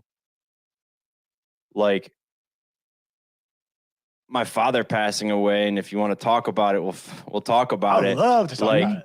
Of course, If I spent like the time like dissecting every single like the reasons and the whys, like because I played that game for a minute, and like sometimes like I just think maybe like you're right, Chris, like everything does happen for a reason, but I also think that we like shouldn't obsess ourselves with it. No, you find Maybe you find the that's beauty- maybe that's where I it. take issue with the statement. Like, Well, think about the reason why we're here right now. You know, when you think about all the different situations, the tragedies and the setbacks and the depression and the thoughts and everything that we've all had, we're all here sharing that and potentially impacting hundreds and thousands of people over the course of this podcast and the course of this video. That's the reason. That's what I choose to find the reason, because otherwise I would go absolutely bonkers trying to diagnose why certain things happen to little kids and why this happens and why that. I just have to sit there and say, okay, from the reason from that is because that story is meant to make other people stronger. That story is meant to inspire people. That story is meant to get people off of drugs. That story is just, I mean, it's just, that's the reason I look at it. Otherwise I would go insane. I'm going to go in the middle of you guys because like I'm very diplomatic and that's what I do. And I'm going to say that like, yeah, some things happen for a reason. Some things don't happen for a reason, but like maybe everything happens for a reason. Maybe nothing happens for a reason, but like the reason, there's no reason, like whatever you want to do that. Our job as individuals is whatever that something was, we have to find the reason. We have to make the reason, especially when there is no reason, when we can't find the reason. When my dad was murdered, there was no reason for it. when you say like make reason, is it just like rationalize it in your head, No, or is it beyond that? It's beyond that. It's like I have to find the good. And like my dad was murdered so that I could help people who have also had people die. And that's my reason why my dad died, which is not a reason it was not the reason when it all happened, but like I've had to spend 8 years finding that reason. And it's going to be the rest of my life is finding that reason. And sometimes that reason isn't good enough. Sometimes I'm still going to be really sad and cry myself to sleep. I cried myself to sleep 2 nights ago. It was great. It was very fun. But like in the long run, if I can say that I found enough reason in the reasonless, in the meaningless, then like that's all I can do. And that's what you got to just try. And sometimes you're going to find that reason. Sometimes you can't. Why did David die? I don't know. It's definitely brought me and you closer as friends. Like I did not like you before. I could barely tolerate you, but now it's like I'm sitting in a room with you. I'm talking to you for an hour and 27 minutes, and like I don't hate you that much. Maybe that's the reason why David died. And that's really shitty because that means like David had to die so that me and Brandon could be a little bit closer. That's shitty. But you know what? Like David would like that. David's sitting here right now. He's watching. He's listening. He would love to talk. What the things he would say. Absolutely. Hey, I didn't need David to die to remain close with you over the years. I buddy. did. I would have kept running. fuck. I would have kept running. Yeah, but no. All right. But that's it's so it doesn't matter if there is a reason when things happen. All it matters is like it's up to you to find that reason and if there is no reason, make that reason. And I guess that's a fair point. Absolutely. And just from what we've already shared, the viewers are probably, I'm sure, on the edge of their seats trying to figure out what's going on and how everybody's doing. But there is still another key date in this thing we're talking about. On Brandon's side, there's a few more on my side too. So Brandon, keep going. Or do you want me to take one? All right, I'll give you one more, but then I'm done. And cry this time. Seriously, cry. All right. Well, I don't think that'll happen. I think you got me once. You said that before, but look at us now. That's fair. No, Crack me up. February 7th, 2018, one day after his 61st birthday, my father killed himself. He hung himself, and that was his second attempt. The first attempt was 2 years before and some change. And it was, ironically enough, the first time that my girlfriend, now fiance, met my father. And yeah, that one was tough. What's his name? My father's name? Yeah. It was Ron Malinowski. And I guess before I go too much into detail, it's like those situations were like a little different for me because like after I had gone through what I had gone through, like throughout high school, I just felt like in some like fucked up way that God had prepared me for like that situation. It was like it was literally like a let's go kind of deal. I mean, I was the one that found him, and like the primary focus of mine at the time was like shielding my mother from seeing that. We didn't know if he was alive. I had to give my father a pulse check the first time to figure out if he was alive. And then thank God I got 2 more years with him. They were rough years for him, but we had some good times, and I got 2 more. And I think again, it was like holding true to his character. I think he made that sacrifice for me because he knew I still really needed him. Wow, that is super, super profound. And that's when I first started thinking about that. That is super profound, Brandon. And just for the record for everybody, Brandon is my wife's cousin. Is that what the technical thing is? You're my brother. Yeah. So I have met your dad. I've spent time with your dad and your mom. I mean, that's why I got emotional, because I thought back to I think the last time we went out, we went and had drinks, and it was just a great time. I used to love talking to your dad. We used to talk about sales. And so I know your dad. So I know, some of the pain that he was going through and so those situations. So yeah, I just wanted to let the viewers know, like, there's a close tie in here because, I knew your father, and I know your mother, and I know your brother. I've been blessed to know you guys for a long time and do call you my brother. And I do truly mean that because I watched you grow up, Brandon. And then we've said this off camera. I mean, I met you when you were like 15. Was it 15? I think it was a little younger than that. 13. I mean, I might have been 13. And I met you, and I was just like, it was so weird because I was just captivated by, you had this charm, you had this confidence, you had this, this sparkle in your eye. Like, and I kept telling people, I'm like, that guy's going to do something. And at the time I thought I was going to be playing guitar, but obviously that didn't happen. But you do have guitars up on the wall. I think you're trying to copy me a little bit. So, and you had LED lights on. But to know that relationship and to what you just said was so profound. Can you say that again? Because I just want the listeners to really absorb what you just said. Which part? The part about him doing that was because you needed him that bad, and it was kind of like a way, like, hey, I need you to be strong, and this is going to be your life. To be honest with you, I don't even know. Knowing my father, I feel very strongly that was a conscious thought of his. I can't definitively tell you that it was, but I know the character of the man that I'm speaking to at this time. And I don't think it was just me. I think my mom needed him. I think they needed each other. I think that, my brother is having a baby soon. Like, he sure as hell could use him. He sure as hell could use dad right now. I'm looking to purchase a home right now, and I know all the details. I don't have a ton of cash, right? And I'm trying to figure it out. It sure would be.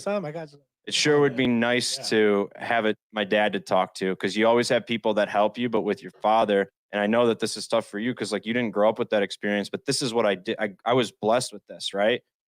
And like we butted heads, but like that was like that guy was always in my corner. He used to always say, "Who's your biggest fan?" Even when we would get mad at each other, and I'd say like under my breath, like "Fuck," like you, Dad.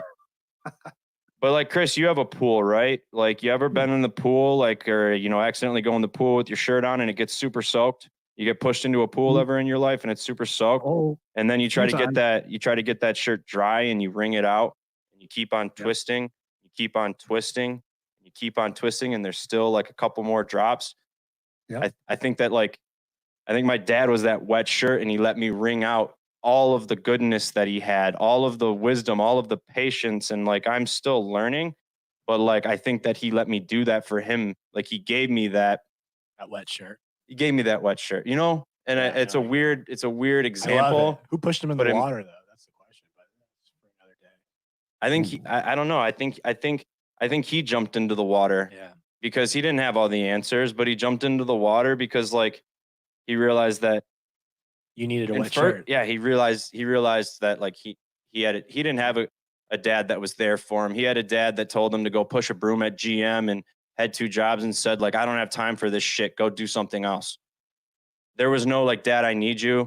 There was no like, there wasn't that. It was like, it was I'll say carrot or stick, and it was nothing in between. And it was like seldom a carrot because there wasn't a carrot to give. Mr. Malinowski, like to take it all back, circle all the way back to sideline captains and those unity dinners I talked about. When the night before games, we would all eat dinner together, and me and Peter would tell the other captains why they suck. Those dinners, the parent that everyone remembers being the most supportive and the most excited for us, the most eager, was Mr. Malinowski. And every night, and sometimes we'd have a bad practice, sometimes we'd have a bad week, sometimes we'd be nervous for the game before. At least not me, because I didn't have to play, so I don't worry about anything. But Mr. Malinowski was always the dad who was just down to like make sure we were ready for the game tomorrow and ready just for life. It came down, it's like, because it's like he wasn't teaching us about like how to be good football players, how to be good high schoolers. He was teaching us how to be good people, good men. And that's Mr. Malinowski in a wet shirt. It's like he had that wet shirt and he was giving us all that wet shirt. And that's a lot of wetness to wring out of a wet shirt. But he kept jumping in that pool, and because he was doing it for us. And I think like he didn't always have it, so he made it. Yeah. Or if he didn't have the ability to make it, he created it for me. And I like what I mean by that is like he wasn't able to play sports. He got me involved in every sport. Anytime I wanted, there was one sport I wanted to play that he told me no to, and that was hockey because it was too expensive. But like it was like, okay, well, like you can play hockey or you can play soccer and baseball, and I chose the latter. So like he gave me everything, you know? And I mean, that was both of my parents. So like he can't take all the credit, but like men have a unique responsibility when it comes to raising men. And Mrs. Malinowski, also a beautiful person. And I don't think it's as simple as like, I don't think it's as simple as like showing up and giving a shit. I think oftentimes in life you can get by on that. And that's like the recipe. Show up and give a shit and like you'll be just fine. I think it like took an extra level of like patience and nurturing, and like you're gonna have to deal with that someday, Chris. And like I'll tell you, I wasn't easy to raise. Terrible. So like be ready for that. But like I don't know if you're a dad or if you have a dad. If you are a dad, like give a shit, be patient. Like we might come around and do good things. If you have a dad and he's worth a squad of piss, let him know it, because I can't do that anymore. And that's about as much as I'll preach today.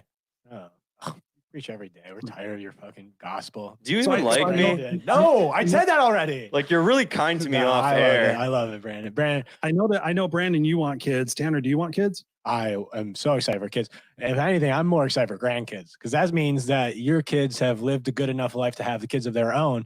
Plus, you don't have to worry about all the trouble of being the parent. So you get to just give them the candy and the macaroni and cheese and the peanut butter and jelly. So I'm very excited to have the kids and the grandkids. But no, Brandon, Ron's watching you. Ron's sitting with us too. He's sitting right next to Dave. He's sitting next to Bob. He's sitting next to Jake. He's sitting next to all of them. And I believe that. I think because I also am dealing with the fact that like I don't have my dad anymore, and that's and for a long time I kind of just like accepted like, yeah, but if I'm going to think about that, that's just going to get me down, and it's going to be like, and there's no reason getting down on myself for something I can't change right now. But now more than ever, I realize like I have to let myself feel how shitty it is that I don't get to tell my dad like how good I'm doing and how well I'm doing, and sometimes I just have to like force myself. If anything, I've had more conversations with my dad in these last few months than I have in 8 years, because like it's realizing like whether he's here or not, he's with me.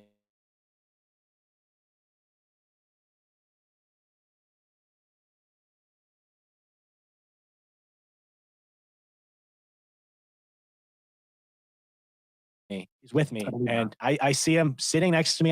Hear him? I hear him. Yeah, And I like, hear my dad too. it's not, I don't see him. yeah, That's crazy. I hear him. Like, Yeah. like something In will, which ways? something will happen and like something will like fuck up my day and I'll be like, I'm like a Timex watch. I take a licking and I keep on ticking. And then like, Is that what like Dad that would was something say? he used to say. Yes. Or like when somebody like you have a good idea and somebody doesn't want it, like I'll just be like, well, you know what they say, you can lead a horse to water. And like those weren't things that he created, but those were things that he said. Yes. Or when he woke me up in the morning, he said like he woke me up in the morning and he was like, every morning without fail. And like, yeah, I didn't have an alarm clock. I had a dad. Top of the morning to ya. It's a great day. Sun's shining. Birds are chirping. Get up. Yes. That was my father. That was the guy that Mhm. suffered from depression and like disillusion disorder, if that's the right term. I'm not quite sure. I think it is. Yeah. But that was my dad. He was a fighter. And you still hear that now?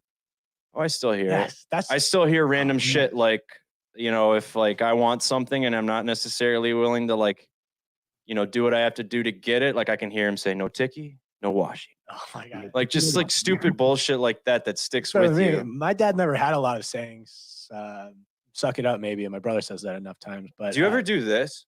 Sometimes I'll like make decisions specifically because I know my dad would be like, don't do Don't do that. that. Absolutely don't do that. And then he would like freak out thinking that like you're gonna fall on your face and end up back in my basement or something like that. Do you ever do things like no, I 'cause did I that? was a good kid. I did that I with was a good kid. I did that with my truck. I got a nice new truck. Great deal. Check out Westbourne Chrysler in Nice. Dearborn, Michael Pupor.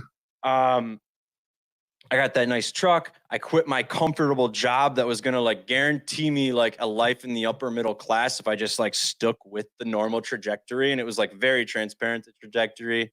But like I'm doing those things because like He would tell you opposite. he didn't necessarily have the courage to do certain things, but he gave me the courage to be like, you can do anything, Yes. you can Yes. fuck up, but like you're Brandon. Like that's what he put in me. He's like, you're Brandon, Yes. so like you will get up Yes. and you will Yes. go move forward. He was scared to take the risks because he needed to make a safe enough place for you to be the one to take the risks. That's where Yes. he's living every day. You're living through him every day. Massive. Those risks that if he had take those risks, maybe he would have been great. But like that's putting risk in his son. I'm trying to buy a house during the COVID Yeah, pandemic. you're insane. But you know what? I said like I have a couple dollars in my wallet. I'll help you if you need any help. I got like Save your money. $15. But that's it. He did. Yeah, maybe he wasn't the one who took those risks, and maybe he would still tell you don't take those risks. But he worked hard enough in his life so that you can be taking those risks, and he taught you enough while he was with you to take those risks smartly and take them in the best way possible. And that's he's with you. You're Yeah, talking. and we haven't even talked about the fact that like the reason I can do those things in Yeah. the first place, it's because of the foundation, right? Yeah, he supports you. So those are the things I hold on to, Chris. Like Mhm. I don't have a dad anymore, but like I have Me neither. that. That's funny. I have that. Yeah, And that like to me, is everything. I'll go up against anything. I don't want the challenge, but like if it comes, like, all right, Let's I'll go. fuck with you. Let's go. Put the gloves on. And that's what it's Outside, right taught now, me me. and you. That's what it's Okay. taught me. Like, honestly, like, if you're listening, God, please just don't hand me another tragedy in the near future. Like, I'll deal with it. I don't want to. No. Please Right. don't. But, like, that's what You it think gave God me. gives a fuck about you, man? Don't I think so. hold your breath for That's a it. title of a song. Yeah. No, it's I get because I'm every day I worry like, is this the day that I'm gonna lose my brother like from one of these seizures? And every day I think like, fuck, I'm gonna have to go through Sorry, mom. I'm gonna have to go through another tragedy one day, and tragedies are just gonna keep happening, big or small. They're gonna be just as shitty.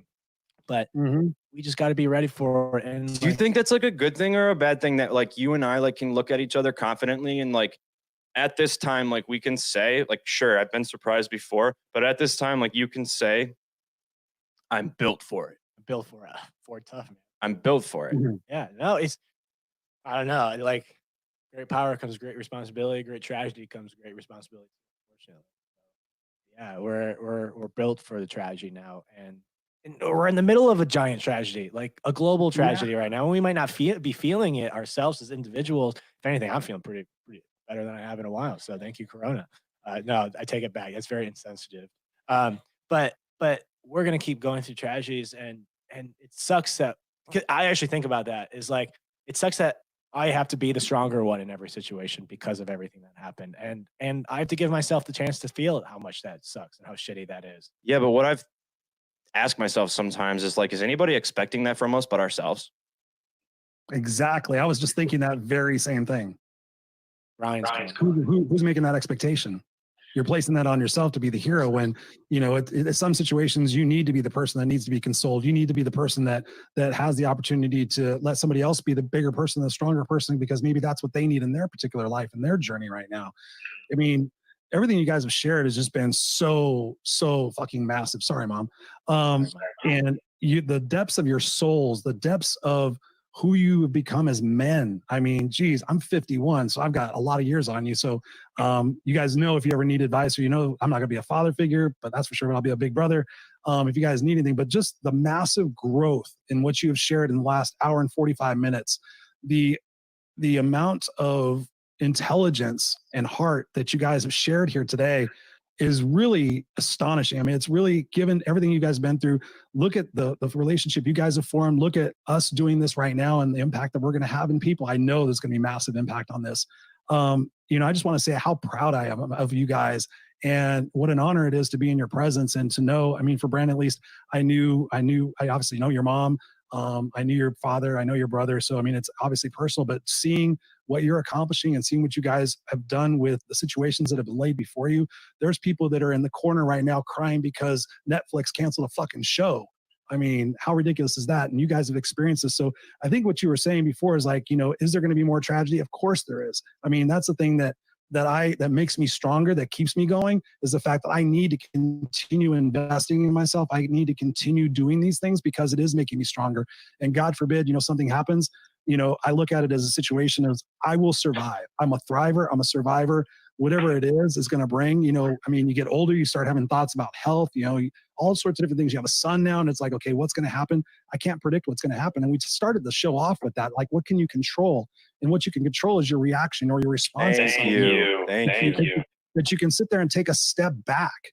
Take a step back, whether it's for a day, for a month, or 6 months, or 8 months, or 8 years. Take a step back and sit there and look at the situation from a less emotional side, I guess, and, you know, putting the logical side on it in a way and giving it a deeper meaning and giving it a passion and a purpose to continue on. You guys are going to be phenomenal dads. I mean, phenomenal. I didn't have a dad, and I think I'm a pretty good dad. I think but you guys are going to be massive in what it is that you're going to create with your children and the impact that they're going to have in their life. What are some final thoughts? Because I know I've kept you guys here forever, and I'm so grateful for everything. I mean, it's been an emotional time. I knew it was going to be an emotional time. I thank you guys for bearing your soul. But what are some like encapsulated thoughts for you on this discussion that we can leave the viewer with, that they can walk away with and go, okay, wow, I've been through some shit, but man, I'm going to shovel that shit out of my corner, and now I'm going to do this. I'm going to do this in their honor. What are some things that you could send off individually that can kind of encapsulate everything that you're about and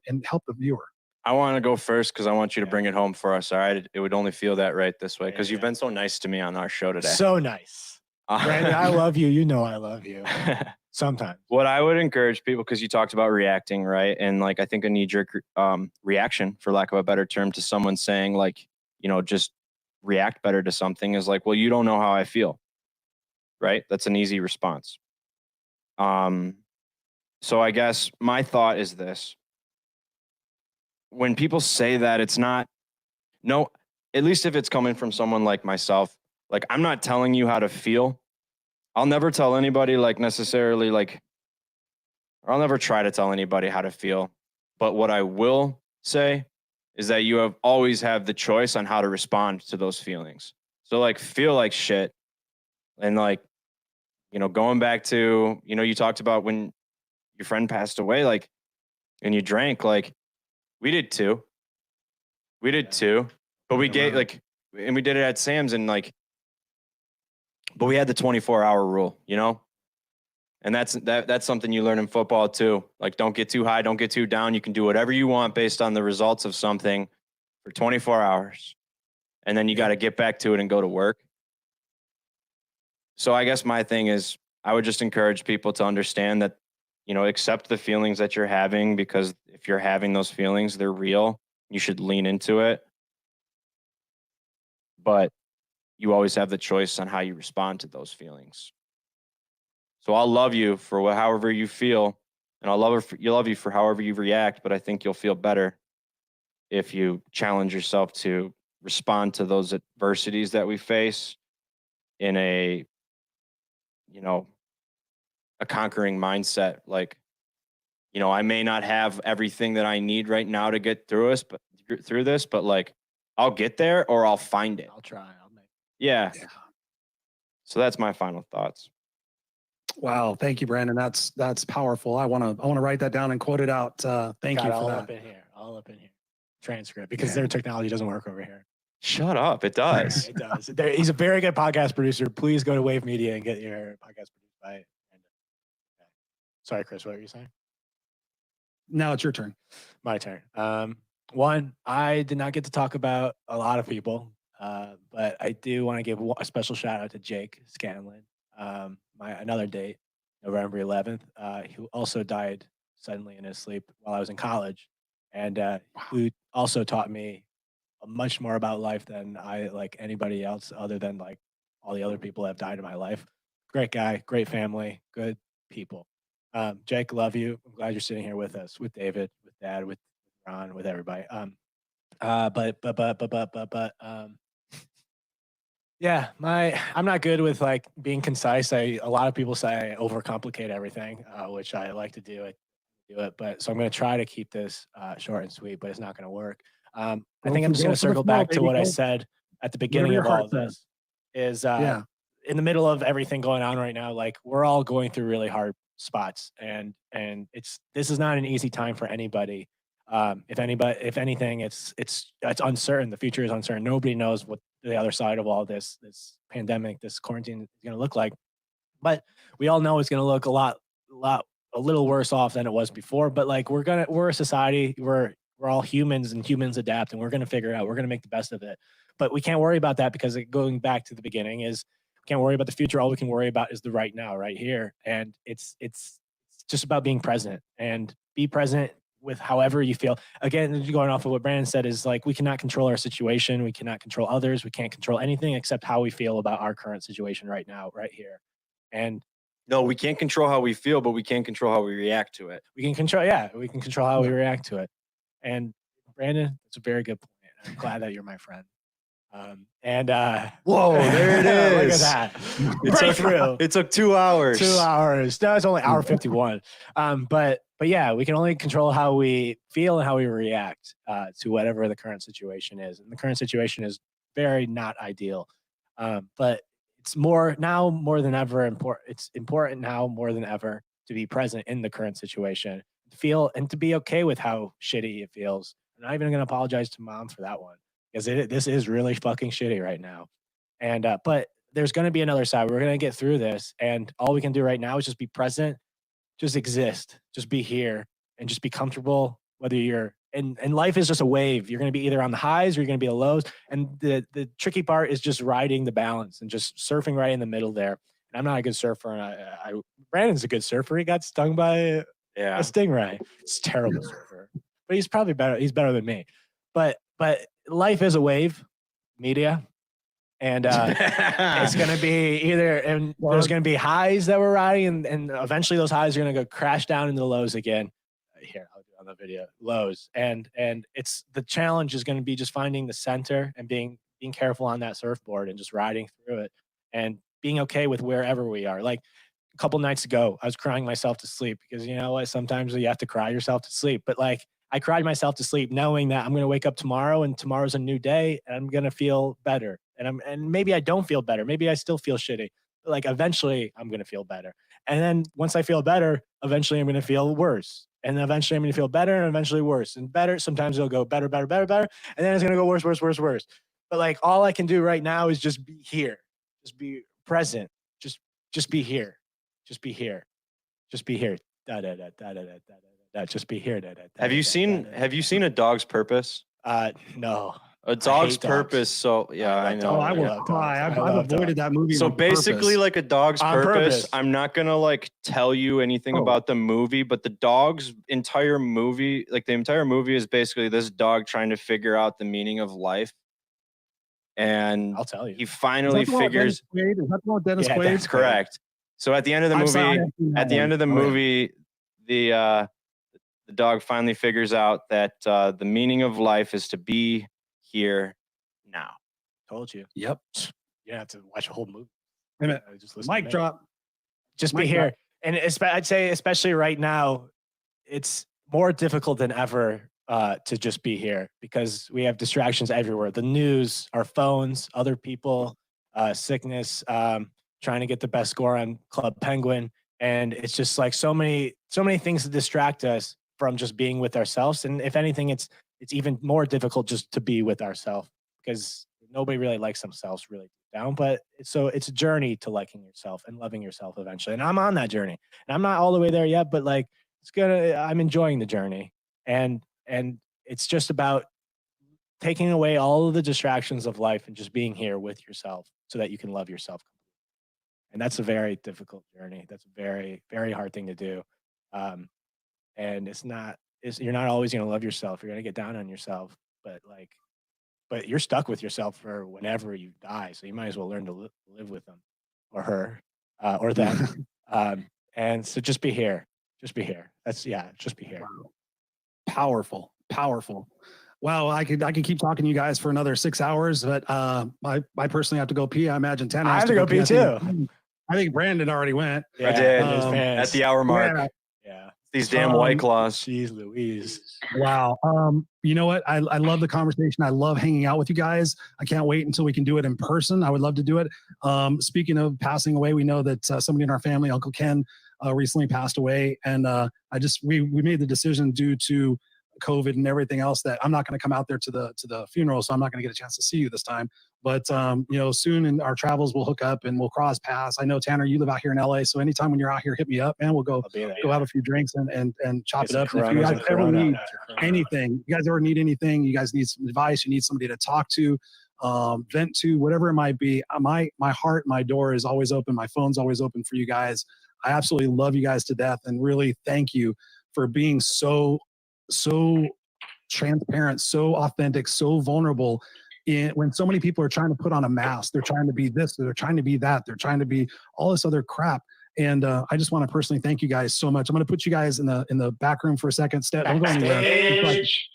Just so I can close out the show a little bit without hopefully tearing up. But I want to say I love you guys and I thank you guys. Hang around, brother. And you guys can see this. Wow. For the first time in my life, I need a minute to wrap up a show because very emotional, very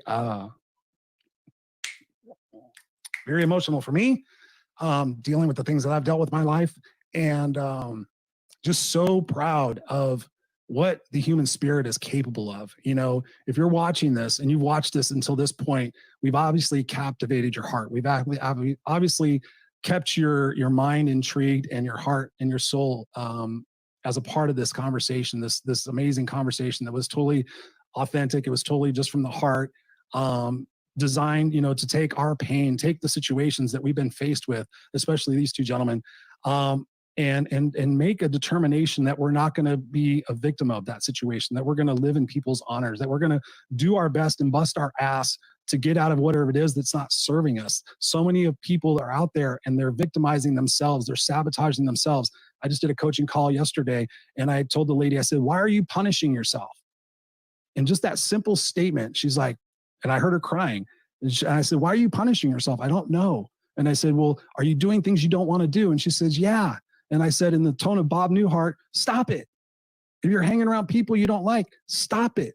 If you're not going where you want to go, stop it. Is there going to be fear? Is there going to be uncertainty? Is there going to be unpredictability? Yes, but that is why we are alive. We are here having this human existence to have these emotions, to have these experiences, to grow our soul, to move us forward in life. Whether that's going to be without somebody that was previous in our life or not. But like these guys said, and I've said it, you guys know it, all my Facebook posts, everything says #moments. because in my last 2 years of my journey, going through hell, going through depression again, and fighting all sorts of different things, having my identity ripped apart from me from losing my job, all these different aspects, becoming a dad. I mean, you name it, you name it, you name it. The one thing we have is the moment. And I think that's why they call it the present, because it is a present. And so many of us tend to take for granted the present. Like people are talking about how good it is to go out and have a meal in public. The things that we take for granted. I talk to people all the time and they say, you know what, life sucks and da-da-da-da-da-da and everything's shit and the news and da-da-da. I'm like, well, number one, you're focusing in the wrong area because, by the way, did you happen to go into a room in your house today and turn a faucet and have hot streaming water come out of the fucking wall and you had a hot shower?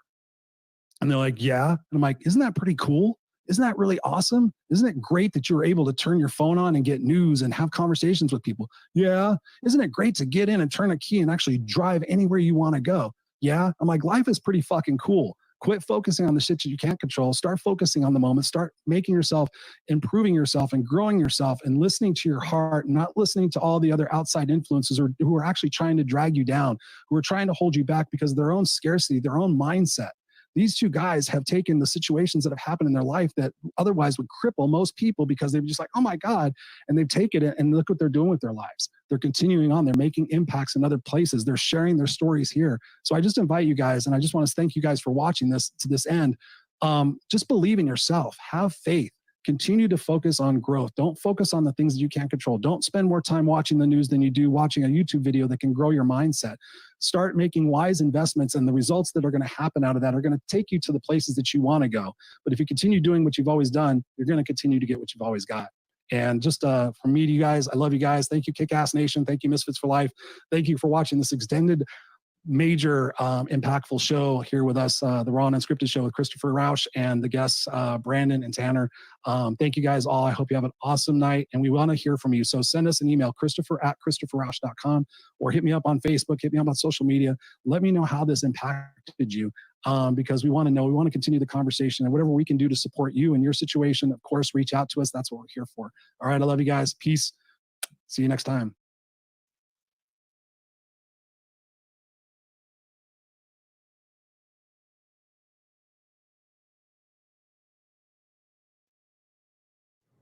Bam, bam.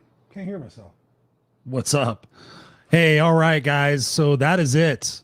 Thank you so much. Sorry about the technical difficulties in the beginning, but I love you guys all. The words have already been said. So thank you all for being here. Thank you all for sharing this, for hanging in and sharing your hearts and sharing your souls, supporting the Cipriano family, supporting Brandon, supporting this show and what we mean to bringing you guys, the real deal in forms of inspiration, motivation, education, things of that nature. So much love to you guys all.